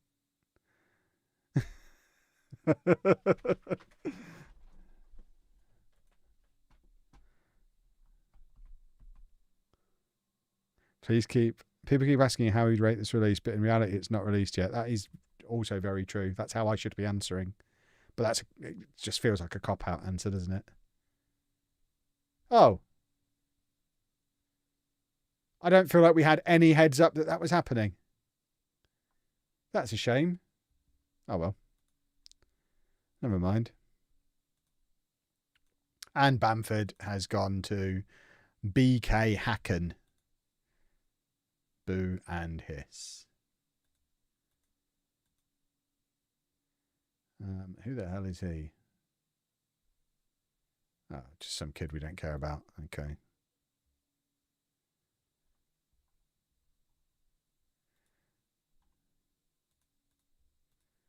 Right, so Nevitt's gone out. Right, we've got rid of quite a few of the fringies now that we wanted rid of. So we can probably look into doing some business. We need to be careful not to unbalance the squad. Now it's actually working. Like Harry Leonard was very much replaceable. Do we still have form anywhere on here? We must do. Where is it? There. He was very much replaceable. And then all of a sudden, 2 goals and an assist there and a 9.3. Okay, a couple of blanks. But 2 assists there, an assist and 2 goals there. Leonard suddenly got good as part of the system change. That's not the screen I was aiming to go back to. So I don't really want to replace Leonard. Garbit's having a nice time out on the right-hand side. And then we've still got Dembele, who's playing on the left. We've got Fevrier. Morgan's having to play left back, bless him. Declan Frith is still here and we're not using him at all. So we don't need wide players, but we don't really want to replace either of those. We don't need a striker because Bojan's knocking goals in. I guess we could bring in a midfielder because Archie Collins is still on the transfer list. But if we get promoted, he'll sign a new contract. He's only on the transfer list because he doesn't want to renew his contract. But if we get promoted, he will. Left back is a little bit of a weakness, but unless we can get Lewis Skelly to be my playmaking left back, I don't think we're changing that. We're hopefully bringing that goalkeeper in from West Ham. Dornelli's got big clubs and Southampton after him. It's a pretty solid. I don't think we really need to do very much. Jones Ryan, thank you very much for the prime. Which clubs do I think will finish top 4 in the Prem this season? So Arsenal. See, it then gets hard, doesn't it? Immediately it starts to get hard. Arsenal, I don't think like Bournemouth or Sunderland are going to see the season out. They're going to be like Forest were last year. They'll give it a good go and then fall off towards the end. So I imagine Liverpool can't be rubbish forever. So Liverpool will be in the top 4. Man City, likewise, with Haaland scoring the way he is, Man City will be in the top 4. And then Man United, based on current form, last few matches. So yeah, Arsenal, Liverpool, Man City, Man United. It's like the old days. Man United, you can swap out for Chelsea or Spurs if you really need to. That one's a bit of a wild card, but they seem to have turned a corner. Mate, he's going to actually get a haircut, isn't he? Which is a bit of a shame because what other content has he got? I don't know what else he does. He's probably absolutely devastated that he might actually have to cut his hair.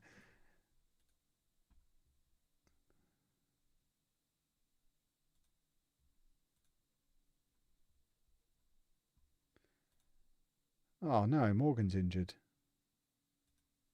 We've not got a backup left back.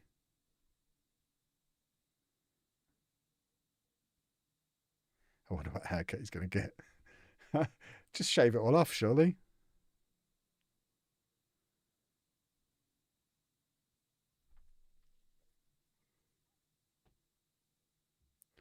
Loving the graphics this year, but wish less players had mohawks. Yeah, it's a weird one, isn't it? Oh, isn't that who we were trying to sign? Is that the guy we were trying to sign? He's gone to Celtic. Ah, excellent. So, we still haven't done any business. I guess we will go and have a look at players that are available again. I still think a goalkeeper would be handy.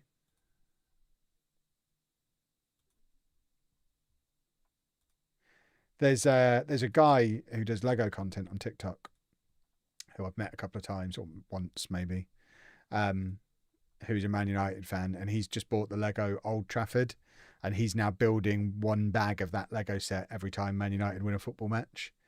I imagine that's going to have him exploding. He'll take over from Haircut Guy. Right. Where were we? No, it's there we're looking, isn't it? So what have we got? Who's any good?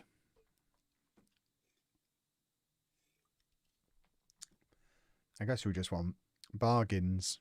We don't really want to loan anyone. We want to start building a squad for the championship. He looks like decent business, decent age.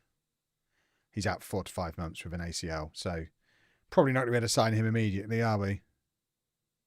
Is he also taking a bag away every time they lose? Yes. Yeah. So he builds a bag every time they win, and every time they lose, his daughter unbuilds the bag and puts it back in the box. So yeah, they've got to be in properly good form for him to finish building the set, because it's like 30 bags or something mad. As a content creator, what do you think his future is when they do win 5 in a row? I mean, he should already have a podcast or something. He should be if he actually I mean, it depends what he's in it for. He might just be having fun with a silly haircut and having a nice time. But if he actually wants a career in it, he should have already started a podcast or a YouTube channel or something. So if all he's, I don't know enough about him. If all he's doing is not getting a haircut, then in a year's time, assuming they win their 5 in a row, we'll never hear from him again. But if he actually wants to make a career of it, he's now got a platform to build off of. Everyone knows who he is. So he could start a Man United podcast, or do like match day vlogs or something, or just Man United fan content. Yeah, he's got to have a podcast. Podcast seems like the obvious thing.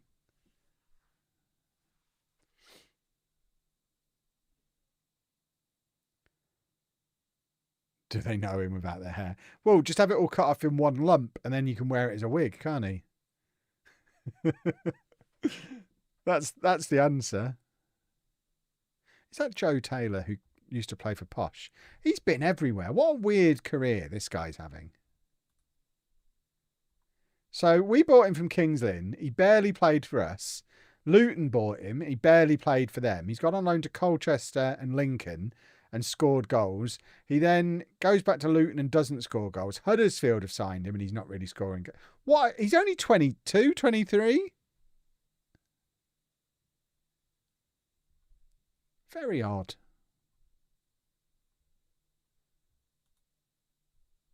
Maybe we could bring him home. We don't need a striker. We don't need anything. We're winning football matches now. We don't need players. We're going to just keep going without. Topher's going to be furious.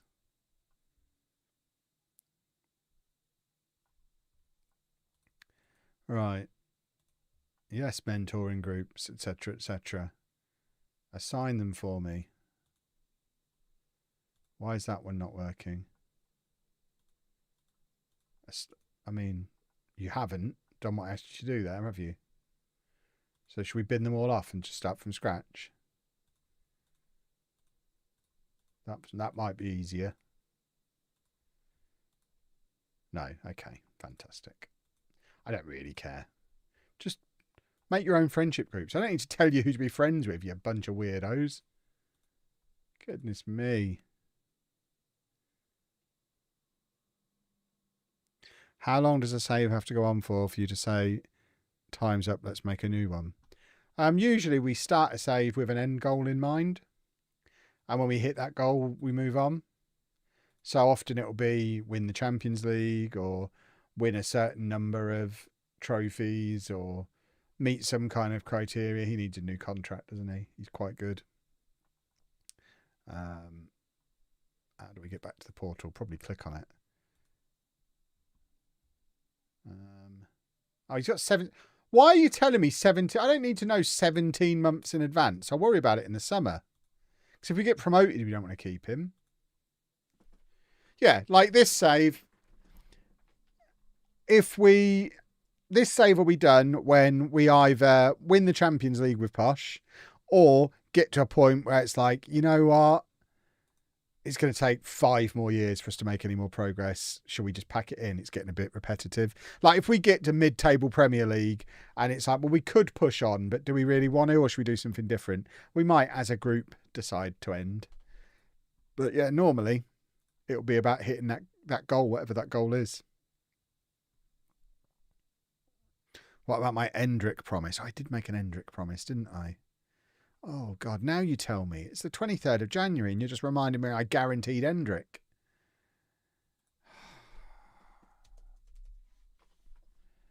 There we go, then. I mean... Endrick. Coming to Peterborough, as promised.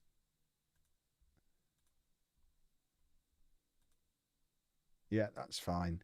I hope he wants to be a player coach because that's what he's coming in as. I'm not just signing him as a player. One thing I find annoying is how the camera follows the ball into the crowd when the shot goes wide. You're obviously watching in more detail than me. Ah! Endrick doesn't want to join Peterborough. That's a surprise. Are there any more Endricks? You then. I mean, let's try. Hey. Beautiful.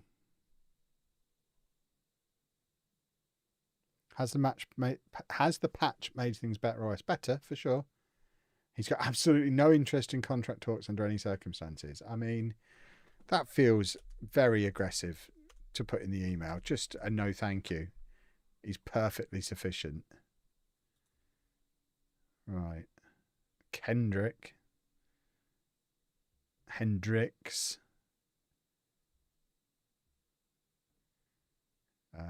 That's a lady female. I mean, that's a stretch. Pierre-Emerick Aubameyang. And again, probably not going to get him, are we?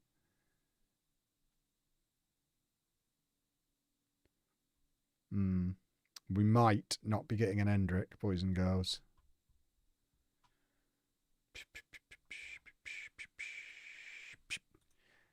Never mind. We don't need an Endrick. We're good enough without.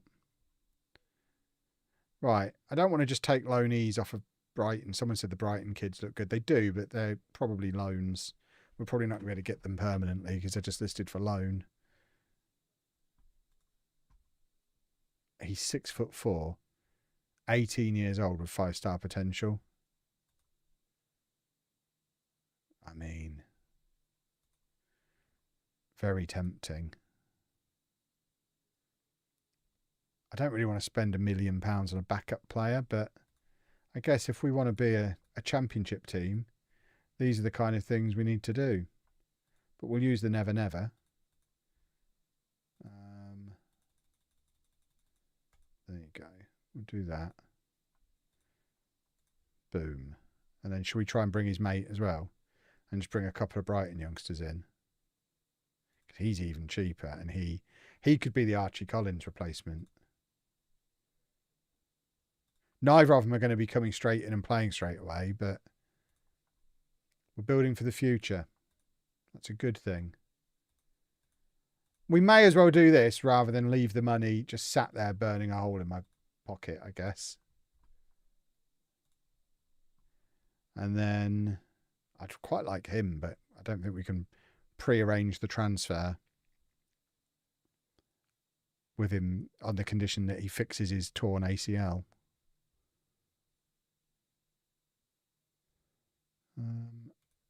You're on the transfer list at Newcastle.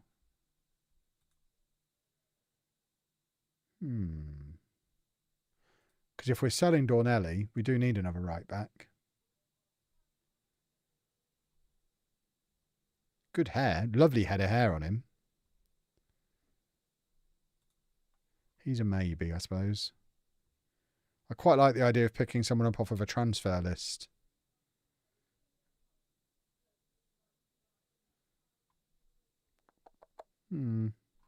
Let's...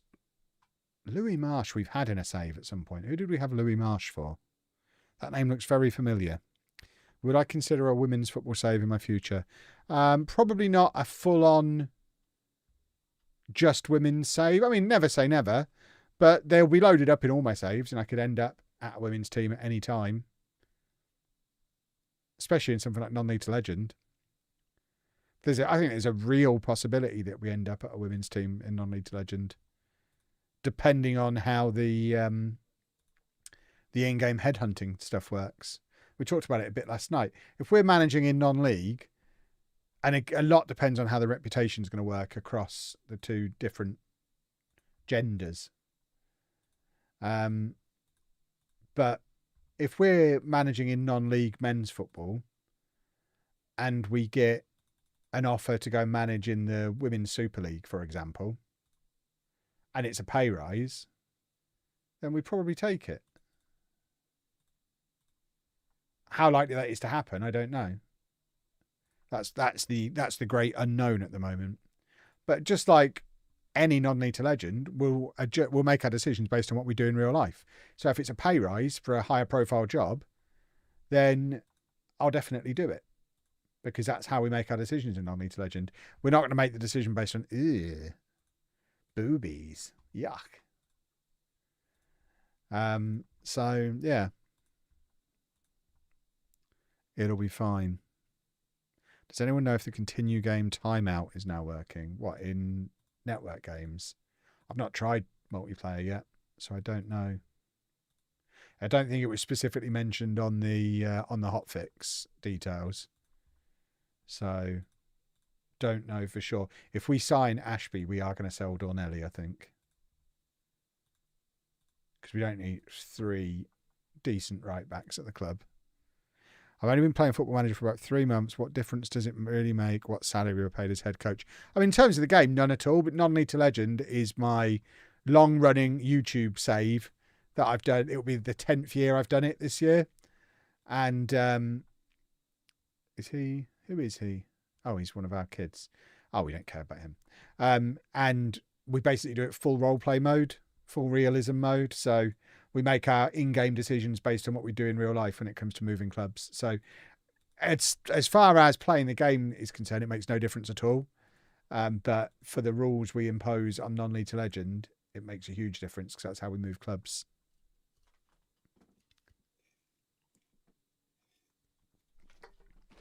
Oh. Right. Here we go then. Let's go beat Wickham. Halifax mortgage calculator and all. Yeah, exactly. Yeah, we go house hunting and everything in that save. I wear a suit. It's spectacular. That'll be starting on the 4th of November, full release day. And it's going to be a wonderful time.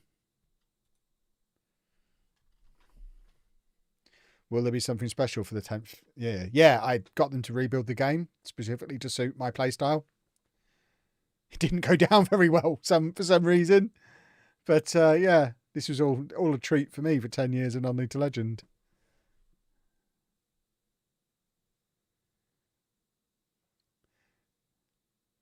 How's it going? Very well, thank you.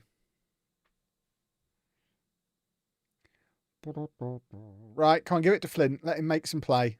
Here he is, look. Make the play. Make the... Oh, love it. Look at this position. He's wearing gloves.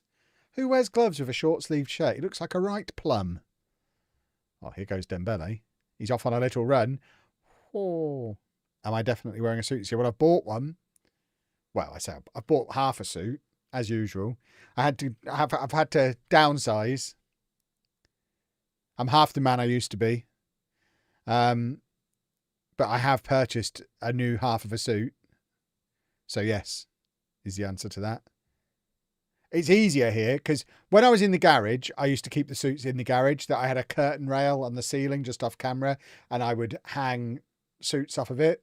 But when we were in the old house here, my office was on the bottom floor, and my bedroom was 2 floors above, and my office was too small to keep the suits in. So I had to keep running up and down 2 flights of stairs to get changed in and out of the suit. So I wasn't that keen on the suit then. But where we are now, this wall is shared with my bedroom. So literally, I walk out here, my bedroom's there, so I can just go in and change. So the suit is full on back. Bogan Gibbo, thank you very much for the prime. It's as much about the number of chairs in the house as you buy as the trophies in the cabinet. Exactly. Exactly it is. But, I mean, we're all assuming Rightmove has... Imagine if Rightmove's got a new UI as well. I don't think we'll be able to cope.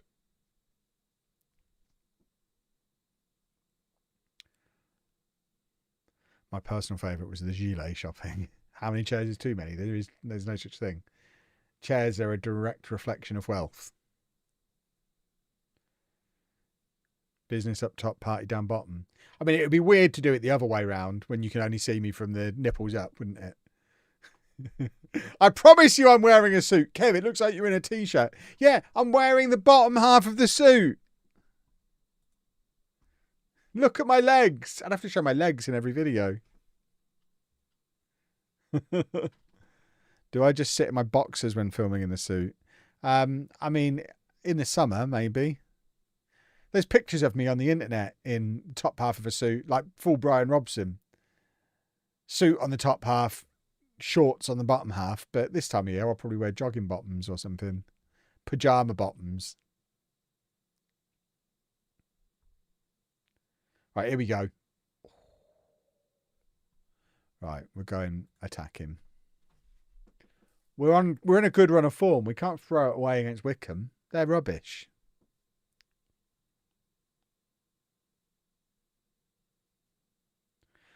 There's a TikTok with me in my underpants. There's multiple TikToks of me in my underpants. Look, it's been a hard year.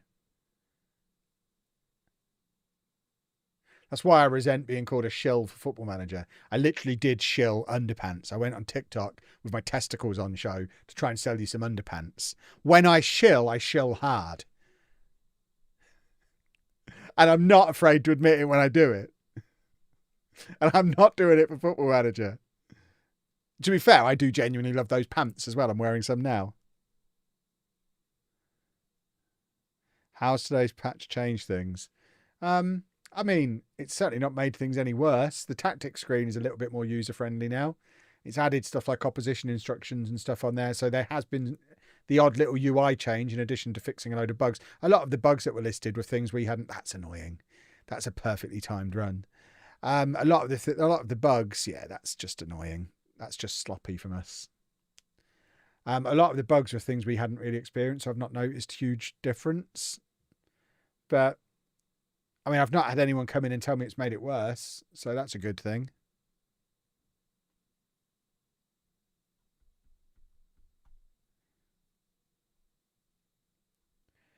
Can I see how the week's training affects my players? Oh, how can I see how the week's training affects my players? I don't know. How can you do that in FM24? It's not something I've ever tracked. I am not the person to ask about that side of the game because I just don't look at it. It doesn't bother me, not interested. I don't own a tracksuit. It's for the tracksuit brigade. Let them mess around in a muddy field. I'm in my office doing a Wordle. Consider me the Brian Clough of Football Manager. Right, someone told me that in order to move players that you're bringing on, you have to move the players first, then make the change. So I've done that, and then I bring him on. So you can do it that way, because I mean, it might be fixed in the with the update anyway. You can swap the positions of subs after the... Oh, there you go. Someone's literally saying on YouTube, you can swap the positions of subs after they've been brought on now. So, yeah, I finally learned how to swap their positions, and it turns out that's something that's been fixed in the patch. So, didn't need to mess around doing it that way. So, there you go. There's another little improvement, another little fix. I think we're losing here, aren't we? How close have I been to losing my job? It was a little bit touch and go after the first 8 or 10 matches. Things were a little bit rough. I mean, we're supposed to finish mid-table and we're up in the playoff positions now. So I'm not very close now, but we flailed around a little bit earlier on trying to find a tactic earlier in the season. So I don't think I was ever mega close, but I think if we hadn't have found a system that worked, I probably would have been sacked by now. Has it been fixed? I tried 10 minutes ago and couldn't swap them. I'm going to have to make substitutions to test it. Bear with me. We'll just do this move. Oh, that's lovely. That's a lovely goal. Right, we're going to test it in a minute to see if it works. Can you explain what a shill is? Never heard it before. Yeah, I had to look it up. My understanding is it's someone who's faking their opinion to flog something, to sell something. So people think I'm pretending to like Football Manager to convince you to buy it. Is the general idea, I think, of what people are accusing me of.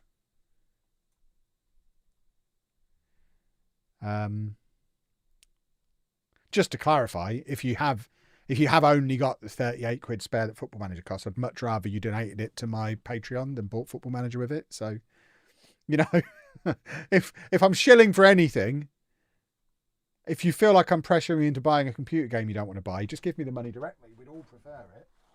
So, how bothered am I really if you buy the game?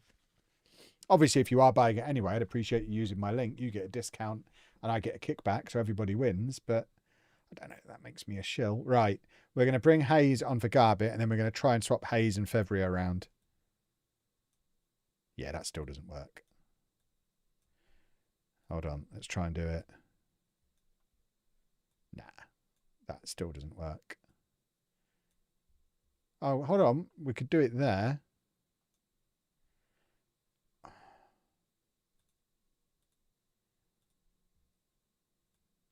So we've swapped it there.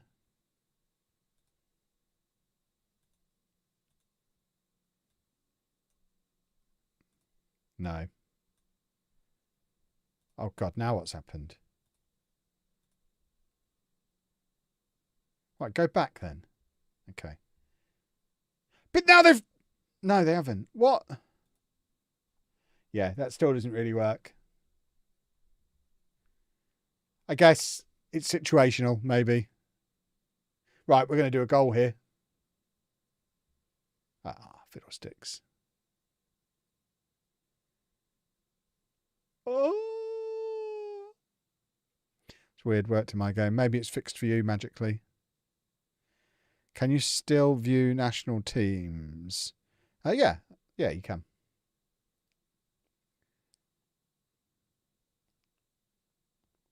Has anyone seen the tweets claiming to break the game of extreme in-possession and out-of-possession tactics? I mean, I know people have tried to do it. It was one of the first things everybody tried in the game, surely. When I first got the alpha, it's one of the first things I tried. I am still working on my finished version of the Hokey Cokey, where I think in possession, I want them to be as a tight circle around the centre circle, as tight as I can get. And then when we're out of possession, I want them to spread, or maybe the other way around. Maybe when we're out of possession, we just are a ball in the middle of the pitch. And when we're out of possession, we spread out to a circle with a hole in the middle. That's what I'm hoping for. That's what the finished vision for the Hokey Cokey is. So, yeah, I think everyone wants to. Part of the fun is breaking the match engine.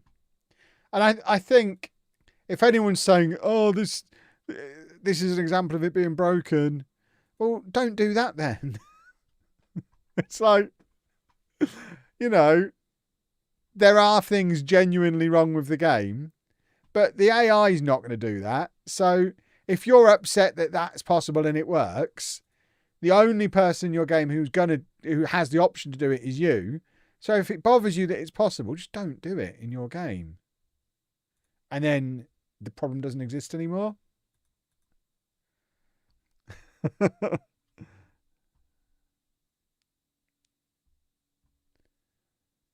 Just use it on special occasions like we're playing against Jack. Well, obviously, yeah.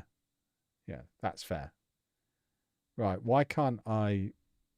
What's happened here? Do I just have to... So I can't accept those offers. I can only turn them down. And I can't even... How the hell? Have I just cancelled all my incoming... No! I've just cancelled all my incoming transfers. Oh, for goodness sake. Oh.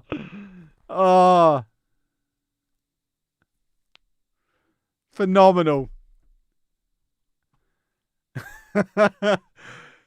There we have an example of the AI being a little clunky. Not the AI, the UI being a little clunky, boys and girls. Can I reload? When did we last save? 2 days ago. No, we've played a match since then. Who on earth are we trying to buy? For goodness sake, that's so silly. Best UI yet. Now, to be fair, no one has said it's the best UI. No one has said it's better than the old UI. I've merely said I am enjoying the game because the improvements to the match engine and tactics outweigh the faults of the UI. I still stand by that, but that was annoying. So, yeah, I mean, we can't even go back in now. We're going to have to continue and then try and go back in. Reload an instant result. Are we giving me permission to do that? We're blaming the UI. I'm going to reload an instant result. Is that allowed? You know what? Don't care. We're doing it. No, I don't want to save. Because that was caused by clunkiness. There's no way that should have switched from outgoing player to incoming player and let me do what it just let me do. That was silly. There you go. So we'll quick pick the, not quick pick, instant result, the Wickham game. Hopefully we'll win this time, eh? That'd be good. How far back have we gone here? Still got, right, hold on. We are now at the point where we're trying to buy those players, aren't we? So where's my...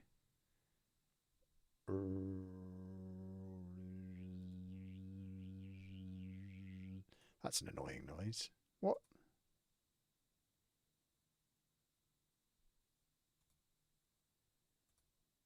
What's gone on here? How far back have we just gone?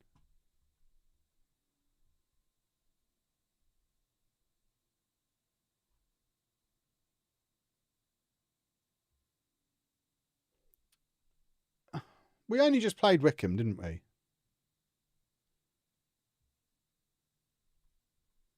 So what? Did I pick the right... I don't know. Load game? Yeah, 2051. So that was from like 25 minutes ago. That is a long time ago. When did we...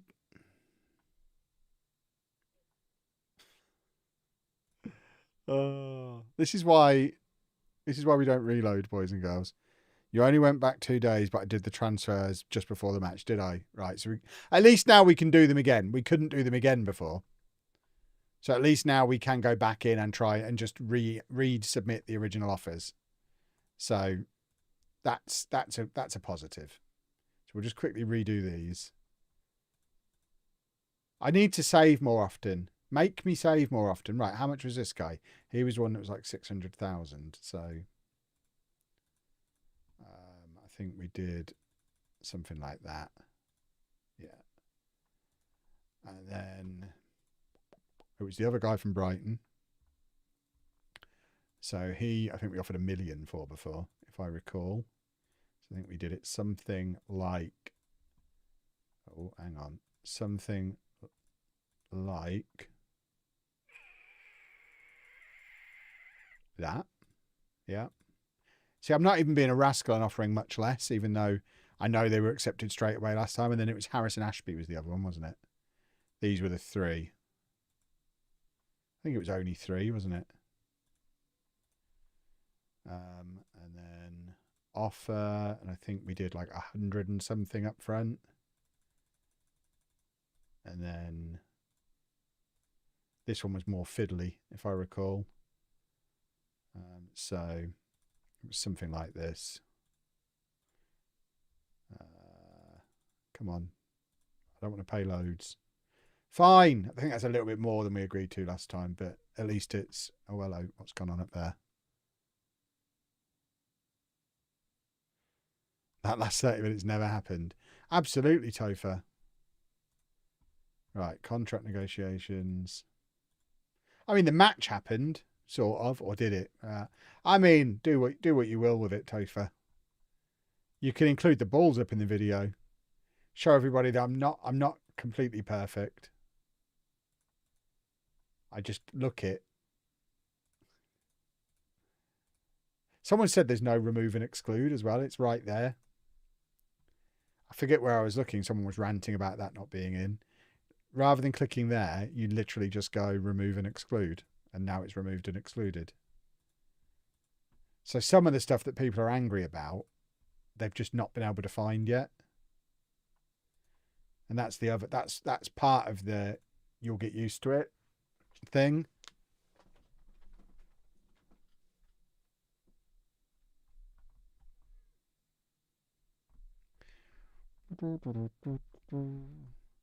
Is FM26 good? What's changed? Yes, everything. Is the quick answer. Good asterisk. What's changed? Everything. There are elements of the game that are massively improved. There are elements of the game that are not. I strongly recommend you, if you're at all on the fence, either watch your favourite content creator play it for a bit, or wait for the demo, which will be out on Tuesday. They'll release a demo, a free demo. If you're not quite sure, that's probably not terrible advice. There you go. Do that maybe. Right. So we're going to sell Dornelli, but only if we get the guy from Newcastle. Oh, we didn't have colds before. This is the price of time traveling. Omega Luke's dad's son. What? I don't know what's happening.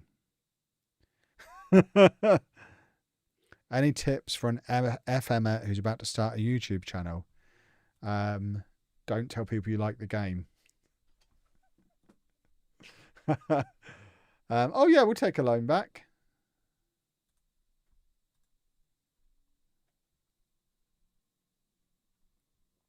Just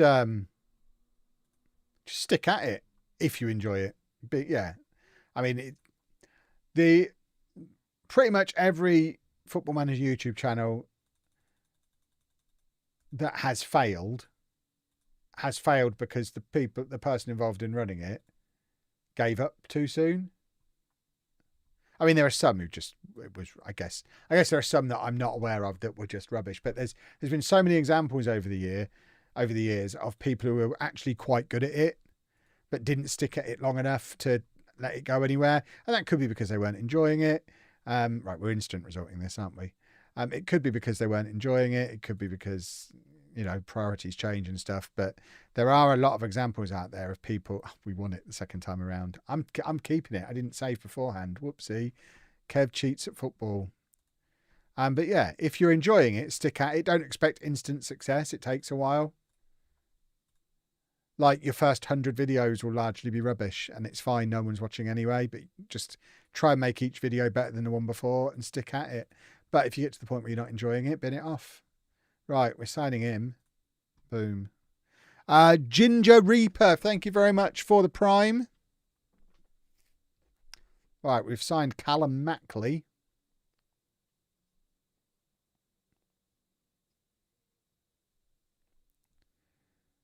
We don't care about... Right, we're not touching that because that's where it went wrong last time. Oh, God, we've got to. Right. So him we want. Why? Is that the wrong way round? Is that... No. Okay, so we don't want... These are the ones we actually want to happen.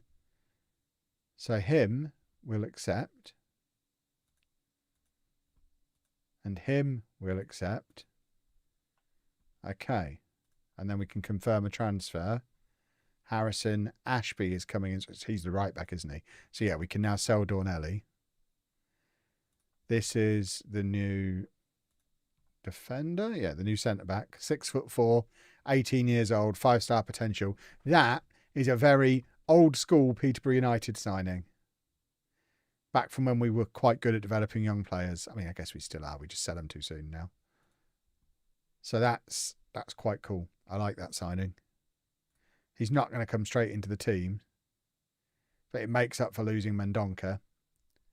And he will start to push towards the team towards the end of the season, into next season. That's jolly nice. Is the game getting better for me? I mean, I wasn't massively against the game before. The more I play it, the more I'm getting used to it. And I'm very much enjoying myself. Yeah, I think it gets better with time. Obviously, the bugs are still there. Not all of them. They are fixing some of them. And it will improve as time goes on. I mean, even... I was going to say, that still does continue then. When you register the squad number, it still hits continue for you. There's no way around that. But yeah, I'm having a nice time, as I have been all along. But yeah, I definitely think there's a good game in here. We just need to... It'll be much clearer to see it when there's not a load of bugs in the way. Notice you're bringing a Steam Deck video out. Yes. Can you check to see if the staff attributes overlay twice, making it unreadable? I will try it. I will try and remember to do that. Full disclosure, I've not looked at staff attributes even once in any of my saves, so I might forget, but I will try and remember. Right, and we've signed Zane Alvarez as well. The board are not very happy with that one. But yeah, that's a nice little assortment of good young players in. And Dornelli, as much as we like him, he's on his way. Can't hold a young player back. Would be monstrous. Yeah, do that. And yeah, do that. Have we already done that? Ah! Oh, who cares? Goddess Lady Hades, thank you very much for the 24 months at a tier 3, no less. Very much appreciated. You can actually see numbered staff attributes of scouts when you assign them to recruitment focuses. I'm not bothered. I didn't look at the staff attributes before. Don't need to look at them now. Played since CM2, now into my 50s, and have 2 of my son's mates in the game as academy players. Makes me feel old. Wowzers. That is cool, though.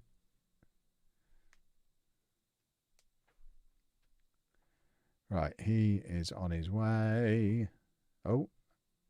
Oh no, we missed a load of inbox messages. What will we do? Just read them in a minute. They weren't that important. Just flick through them. I don't even know why. It's still just habit going through and clicking them all. I know I don't need to. But can't help myself. Love a click. $1.5 million for Dornelli is mental. I'm assuming you're a Peterborough fan and you can't believe we're getting that much for him. Or are you a Football Manager player who's looking at him having 5-star potential thinking you should be getting a lot more? Because I'm very much torn. I mean, he's not actually even 5-star potential. Yeah, we're definitely we're biting their arm off for that. Leicester can have fun with him. We were never going to use him. He's not playing for us now. We've just signed another right back who's better than him. Is there any name in the game people this year? What, from Sports Interactive and stuff? Probably. I haven't looked. I imagine so. We won't notice them until the new gens start coming through, will we? Yeah, I know we can select mark all as red, but I like just having a little look at what's there. I'm a Posh fan who thinks he's bad. Fair enough.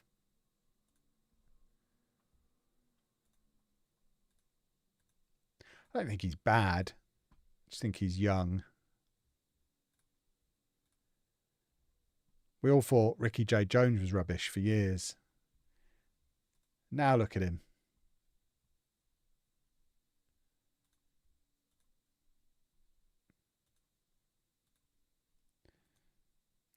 Really didn't enjoy the game for the first couple of days. Played through the pain over the weekend and really starting to get into it now. Match engine is fantastic. I genuinely think spend enough time in the match engine and it does start to paper over some of the other issues that the game obviously has. Because it is super fun. And obviously by the nature of how people play the game, you're going to spend your time in the UI, certainly the way I play, your time in the UI is going to be very front loaded in this first season. So you're going to spend a lot of time when you first turn the game on trying to navigate around these complicated new screens that you don't understand and not being able to find everything. And you've probably delegated friendlies to your assistant manager like you always do. So you could sit there for your first 2 or 3 hours and not even see the match engine. And I imagine that's pretty miserable. But then you get into the flow of the season, the transfer window closes and you're literally going match to match, and you could spend an evening where you get through like 8 or 10 matches and don't spend a lot of time in the menus. And all of a sudden it feels like a different game. You're messing around with those in and out of possession tactics. You're getting to see this lovely new match engine in action, and it's just fun. The irony is you weren't massively bothered by graphics in previous versions. No, exactly. Completely agree. But I am enjoying it. It's not even the graphics. I mean, it is. I am impressed by the graphics, but I'm not hugely bothered by them. But I just think the match engine itself, it looks like football. Blurry football. I mean, graphically, it still doesn't look like football. But in terms of what's... Like, if you squint a bit, you could be convinced into thinking you were watching bits of a real football match rather than before when it was obviously Football Manager. And I think that's huge. And the tactic stuff, I think, is great. Yeah, once you've got those bookmarks in, it makes a big difference. And then once you start learning how to do your things and get your flow down, it does start to become a little bit easier. I'm finding tactics a struggle, which is nice after years of... Yeah, exactly. We've had to go through 5 or 6 different tactics to find something that works most of the time. But even now, I don't know if it's working because we've figured out a tactic or if it's working because we've spent £5 million and have got a better squad than most of the league now. Easiest just to remove your glasses and it looks great. Exactly. Do I do opposition instructions? No, delegate them to my assistant. Always did. I played my first friendly for like 10 years on this to be able to look at the match engine, then palmed... Oh, okay. For like 10 years on football, then you palmed them off to the assistant manager. Yeah, okay. Anyone know how to fix the performance issues in the UI? Sports Interactive, hopefully. They released a patch today. There's another one coming tomorrow. There's another one coming on Thursday. The one today seems to have made a pretty big difference. We went through there's no one supporting him here. He's done really well to hold that up. Hold on, Ashby on his debut. Yeah, the patch that's come out today seems to have made a difference. And there was a long change list that we went through at the start of the stream. There's another patch coming tomorrow. There's another patch coming on Thursday. So hopefully we'll be sat here on Thursday night talking about, remember when it was really buggy and rubbish? And we might actually be in a position to be like, yeah, I'm actually fairly confident it's a decent game for the 4th of November. Because then I think without the sea of bugs that we're drowning under, some of the UI clunkiness starts to become less of a problem. Yeah, we'll be streaming tomorrow. Might be a little bit later tomorrow. I'm not sure yet, but I'm doing my podcast first, then streaming. Or we might just bin off the podcast this week and do a stream. Like you and other streamers, it reacts great, but in my game, it's so slow and I have a really good PC. Make sure you log it as a bug report. It could just be that your particular combination of hardware, they haven't tested very much and there's a little issue on it that needs tweaking.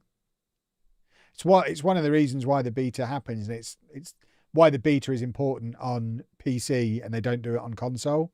Because on console, everyone's hardware is the same, so they know exactly how it's going to perform. On PC, obviously, everyone's got their own unique combination of hardware, graphics card and CPU and monitor resolution. And it could, like, I had my problem with the Aliens last year that went on for a good 9 or 10 months after FM24 came out before we ended up, Matt came over and we fixed it ourselves. I say we, Matt fixed it. And Sports Interactive just couldn't figure it out. They didn't know why it was happening. But that wasn't a problem everyone was having. It was a problem that was unique to my hardware that we then eventually got sorted. But yeah, let them know what hardware you've got. Log it as a bug report and they'll hopefully get it fixed. Yeah, even the drivers people use could have an impact. Didn't you take your computer to SI? I was tempted to, but didn't. In the end, Matt came over and sorted it. I think it was to do with forcing it to maintain a solid frame rate or so. He explained it to me. It was all hardware jargon. I didn't listen very much. I'm an incredibly rude man. Right, we're going to try and play Bonds as the playmaking wing back. He's a central midfielder. He should be able to do it.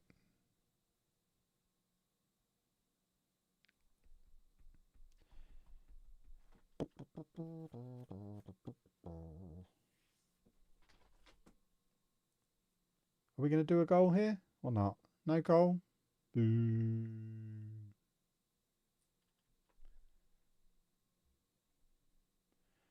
And we're comfortably the better team there as well.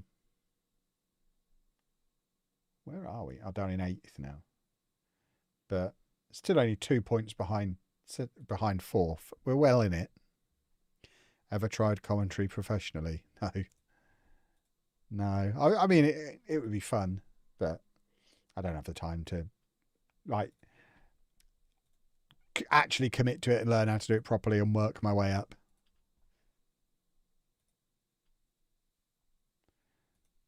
I enjoy doing this too much.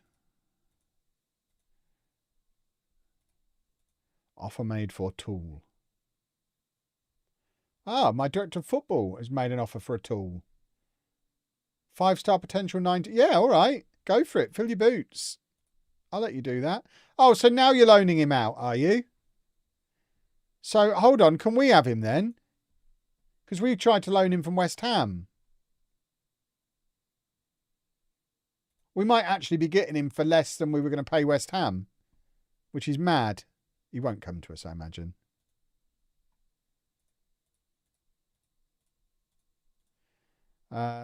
Frith would like to go out on loan. I mean, to be honest, we're just not using him. We may as well sell him. Especially if we're going to get promoted.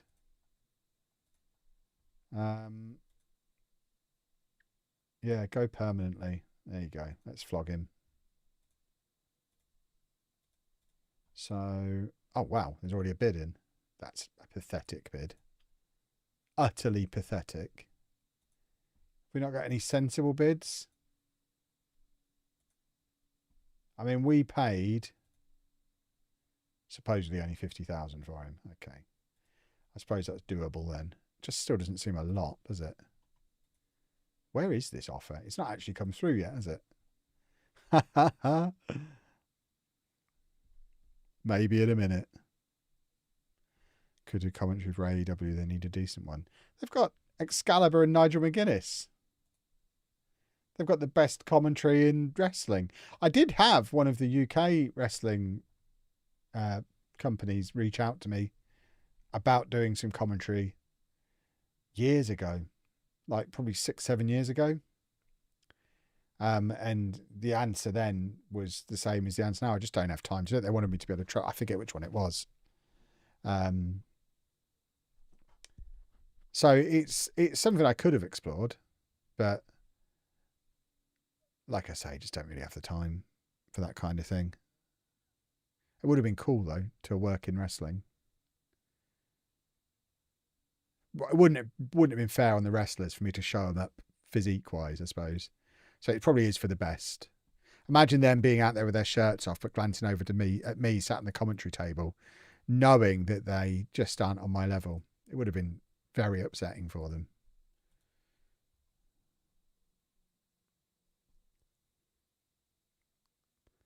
Don't forget Taz. Exactly. Never forget Taz, or we'll put you in the Taz mission.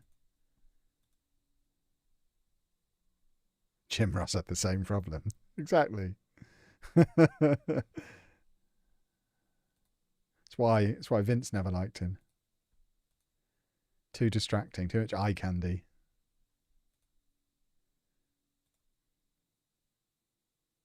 I did wrestling commentary after I got injured and actually got more bookings on commentary than I did as a wrestler. Nice.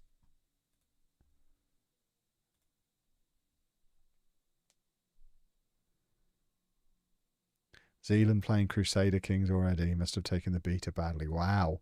I watched a little bit of his stream yesterday and he seemed quite positive. Seemed like he was enjoying it. Probably doing a sponsored stream. What a shell. Taking that sweet, sweet Crusader Kings money. What a monster.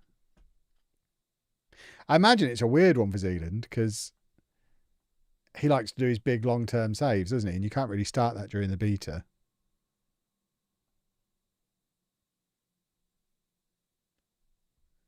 Right, we are getting Heggie in. So we are getting the goalkeeper we wanted as well. On loan until the end of the season. Which is jolly nice. Hopefully he's any good.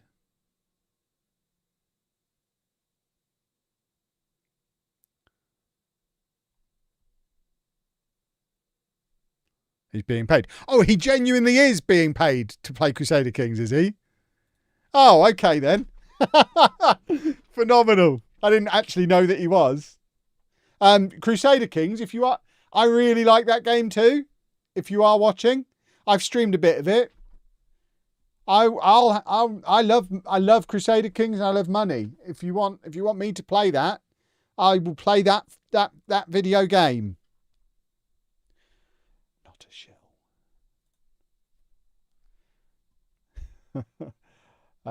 Right. You wanted to see me? Shall we get down to... All right, Tom. Goodness me. Oh, wowzers. Steva, thank you very much for the Prime. We're getting Tool in as well.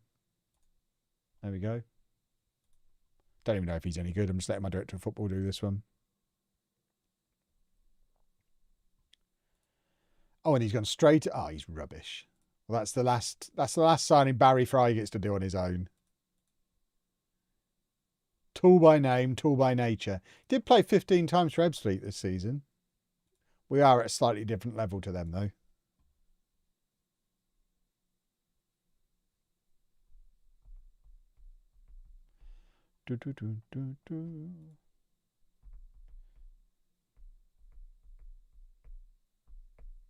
It's actually a fun game. Crusader. I love Crusader. I genuinely do enjoy playing Crusader Kings.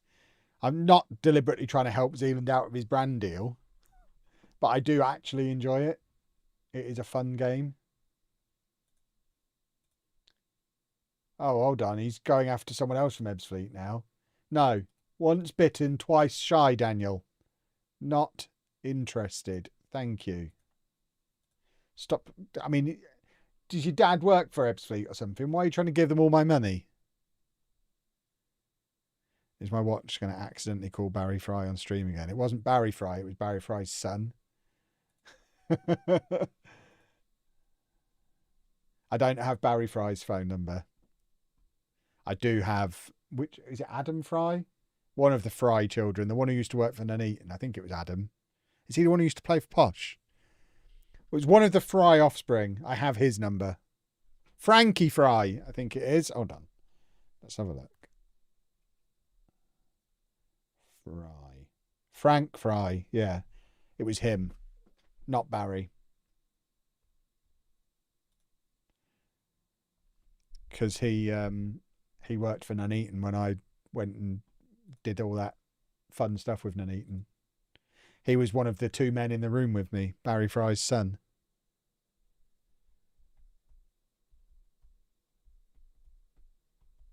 Yeah, it was Adam who played for Posh. And then it was Amber who married Craig McHale-Smith. And then their rabbits came to live with Sheepdog when he signed for Brighton. Sheepdog is my my associate from my podcast.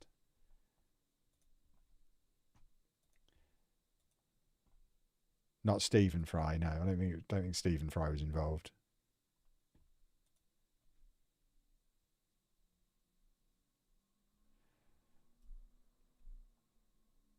Yeah, apparently you can't take rabbits to Brighton, so they had to stay in Peterborough when he signed for Brighton all those years ago.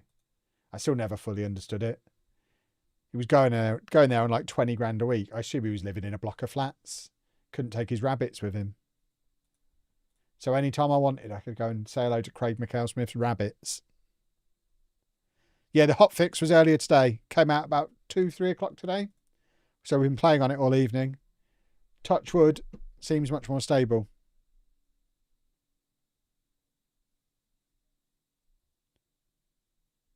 I wonder what some of the non-League Legends alumni players are up to on this game, like Alfie Payne. It's an excellent question.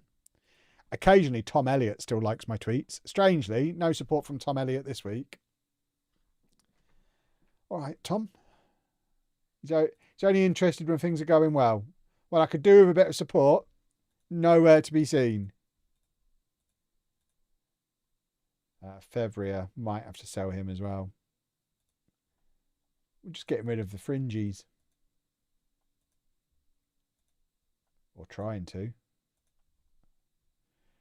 I saw an interview with Stephen Fry on TikTok. His husband's a wrestling fan, so he's bought them tickets for Mania. Nice. I can't imagine Stephen Fry at WrestleMania. That's amazing. I kinda just want to watch a feed of just him being filmed, experiencing WrestleMania, rather than watching the wrestling. I think that would arguably be more interesting. That could be a lot of fun. We need to get him one of those GoPro setups like the train guy on TikTok has. I want head-mounted GoPro Stephen Fry WrestleMania footage.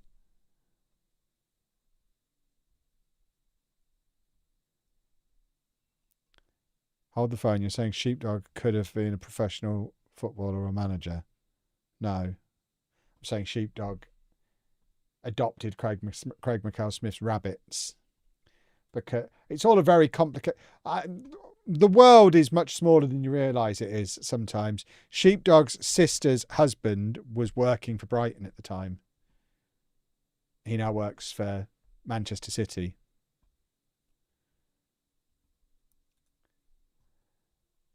And is the brother of a guy who used to work for Sports Interactive.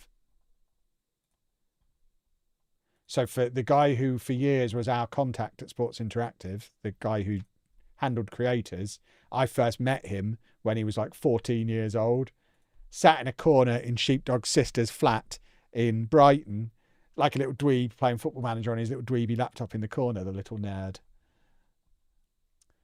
And then looped back round and met him again in his official capacity. It is a small world. Everything's all...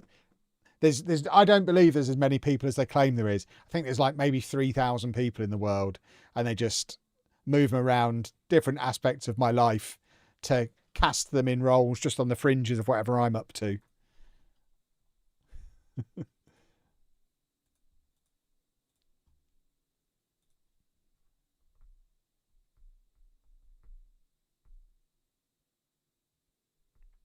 But yeah, that's the story of how I met Craig McHale-Smith's rabbit. Will I be trying the console version? Yeah, absolutely. I do videos on all versions every year. So as soon as the console version is available, I will do a video on it. So you're saying you're living in the real life Truman Show. I mean, it seems that way. I mean, just look at my absurd life. My job is literally doing my two favourite things. I get to play Football Manager and play with Lego. That's my job. I don't really go out very much, so I very rarely see people in reality. And then you have recurring characters who appear in different aspects of my life, seemingly inexplicably. There's no reason why the kid who was cast as a background character in a wedding episode 15 years ago should turn up 5 years later in a position of authority at the literal same game that I'd turned into my weird fantasy job. That's bonkers that that's happened. And the reason I met him when he was a kid is because his brother just so happened to work for the football club that the best player from the team I support was being sold to. So his rabbits ended up coming to live with my mate who lived down the road from me. It's just dumb. That is proof that reality is completely fake. That whole sequence combination of events is absurd. Have I seen the Goonies boat Lego? I have seen it. What I haven't seen is the Goonies movie. So I won't be buying that Lego set. What question would you like to ask a footballer if you had a chance? I really want to know if Rafa Varane has his World Cup winners medal up on the same shelf. His World Cup runners-up medal on the same shelf as his winners medal. That's a good question. What, I have to pick a specific footballer? I'd ask... I don't know. I mean, I've met a lot of my favourite footballers and didn't ask them anything particularly interesting. It's the advantage of following a smaller club. You get to meet all the players. I don't know. I'd ask George Boyd for a high five. Like Jimmy Bullard. Yeah, I'd ask Jimmy Bullard why he's a coward and why he ran away all those years ago. For those of you not aware, I once chased Jimmy Bullard away from a cash machine. Like, getting on for 25 years ago, I chased Jimmy Bullard away from a cash machine.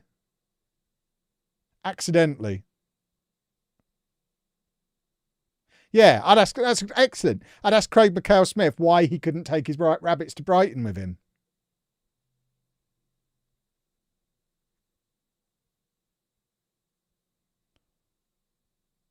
What question would you ask Emil Heskey if you met him? At any point, did you just look around in either the England or Liverpool changing rooms and be like, how have I tricked them into this? How am I here? Daddy Oggy, thank you very much for the 5 gifted subs. You absolute hero. Get your nuts out for Daddy Oggy, boys and girls. How many rabbits did he have? 2. I think they were officially Amber Fry's rabbits. But they lived together. Ask Sol Campbell who's better, Spurs or Arsenal. I mean, he's made his thoughts on that very clear. I'm not a hooligan. Right, me and Jimmy Bullard are about the same age. So when he signed for Posh in like 99, 2000, whenever it was, he would have been like 18, 19. I was like 17, 18. I'm maybe a little bit younger than him. And as an excitable youth, I saw him in full Posh training kit, using the cash machine by the old post office in the middle of Peterborough, and from the other side of the road, in my excited, youthful manner, yelled, "Jimmy!" At which point, he just legged it. And, yeah, I assume he took his money with him. Maybe his card's still hanging out of the machine. Come back to Preston and have a butter pie. We do proper football now. I mean, now I've not got a gallbladder, I might actually be able to stomach a butter pie without risking ending up in hospital. I'll level with you. I didn't think it was very nice, but I also could only have 2 bites because I didn't want to risk a gallstone attack. Do I have a thumbnail idea for Will, please? I've been away for ages. I mean, we've done a transfer window, so something transfer windowy.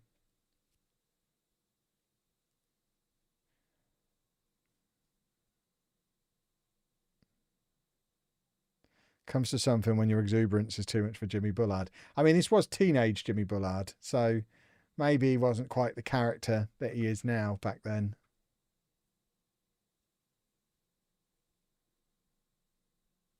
Yeah, to be fair, I am much bigger than him as well.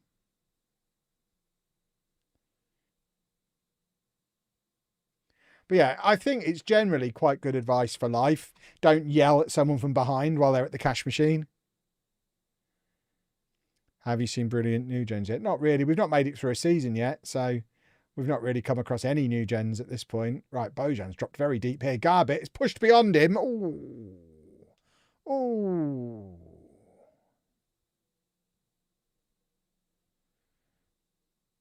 We signed quite a few players in the end. Nobody you'd have heard of. This Ashby guy is probably the highest profile one, who we tried to, or who we did sign for Newcastle. I mean, one idea for the thumbnail, maybe we did try and sign Ricky J. Jones. We had an offer accepted for him. We were trying to get the band back together. Does Ricky J. Jones have enough facial recognition to be worth being on a thumbnail next to me with my arm around him with a question mark? Will people know that's who it is?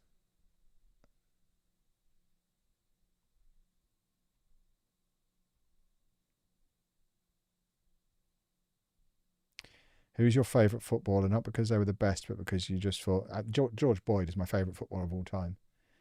I love George Boyd. The greatest player ever to grace London Road. There are people who watched him play for Hull and Burnley who are like, yeah, he was all right. They are idiots. He was the finest footballer of his generation. Have I seen the new series of the UK Traitors? I have never watched an episode of any flavour of the Traitors in my life. I don't really know what the Traitors is, other than it's a TV show that people keep talking about. I don't watch TV. When I tell you all I am obsessed with Football Manager and Lego, I can't emphasise enough that that's all I do. I think it's like that Parks and Recreation clip where Ron Swanson is at the diner and asks for all of their bacon and eggs, and then stops them and says, "No, sorry, I think you might have misunderstood me, or I want to make sure you've heard me properly. I think what you might have heard is I want a lot of bacon and eggs. What I mean is I want all of the bacon and eggs that you have." When I say I am obsessed with Football Manager and Lego and that's all that I do, I don't mean I do Football Manager and Lego a lot. I mean literally from the moment I wake up until the moment that I go to bed, aside from eating my meals and like doing adult stuff like the shopping, putting the bins out, I'm pretty much doing either Football Manager or Lego. It's basically all that I do. So I don't have time for TV.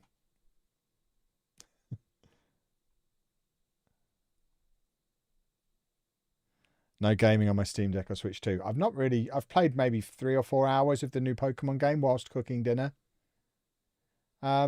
We've messed this game up. Why is Dornelli's in on loan now, isn't he? I'll try that.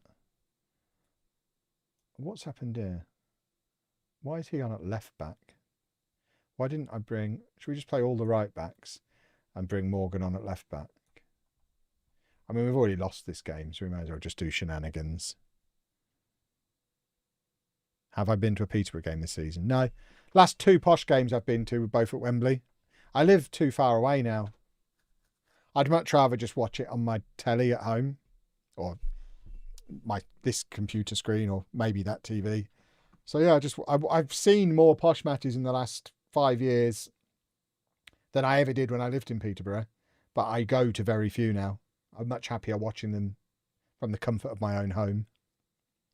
Sorry, from America, where I watch them all from. I fly to Bourne, Massachusetts every Saturday afternoon to watch posh.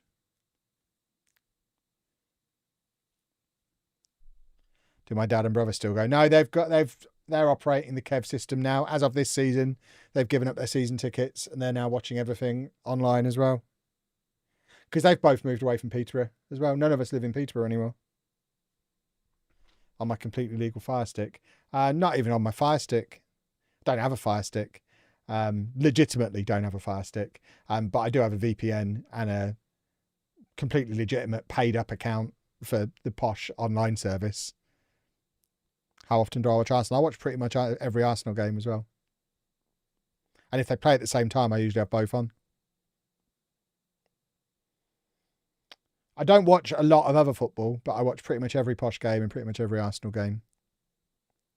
With the odd exception here and there. Like I missed the Arsenal game at the weekend because I was at Comic-Con. But I don't miss a lot of posh or Arsenal games at all these days, really. Right, that was a pathetic performance. What a way to end the stream. We'd done so well, and now we've just lost 4-0 at home. So that's something for us to fix tomorrow, isn't it? I mean, we're all the way down to 10th now. We are still only 3 points outside of the playoffs, 15 games to go. We're in with a chance, but that didn't bode well, did it? A 4-0 home defeat. We're going to be our bogey team this season. Dexaco. I've probably said that wrong, but thank you for the prime. Boys and girls, we're going to wrap things up there. I will be back tomorrow, same sort of time. Tomorrow and Thursday. We're all in on the Football Manager content this week. And we'll just pick up where we left off and hopefully get ourselves a little bit closer to the end of our first season. In the meantime, we've got another Arsenal video out tomorrow. Those of you who've seen today's Arsenal video will know just how much fun that episode is going to be as well. I suggest you go and watch today's one because, goodness me. We've got a fun one coming up tomorrow that I haven't recorded yet, so I don't actually know what happens. Tomorrow could be my last day on YouTube if it goes wrong. And I've also got the first of the beginner's guide to FM26 series coming out tomorrow as well. If you want to sort a raid, Topher, fill your boots. We haven't done an FM26 raid yet. But if you want to manage a raid for me, fill your boots. But otherwise, I'll say toodle pip. I'll see you all tomorrow. Bye-bye, everybody. Bye-bye.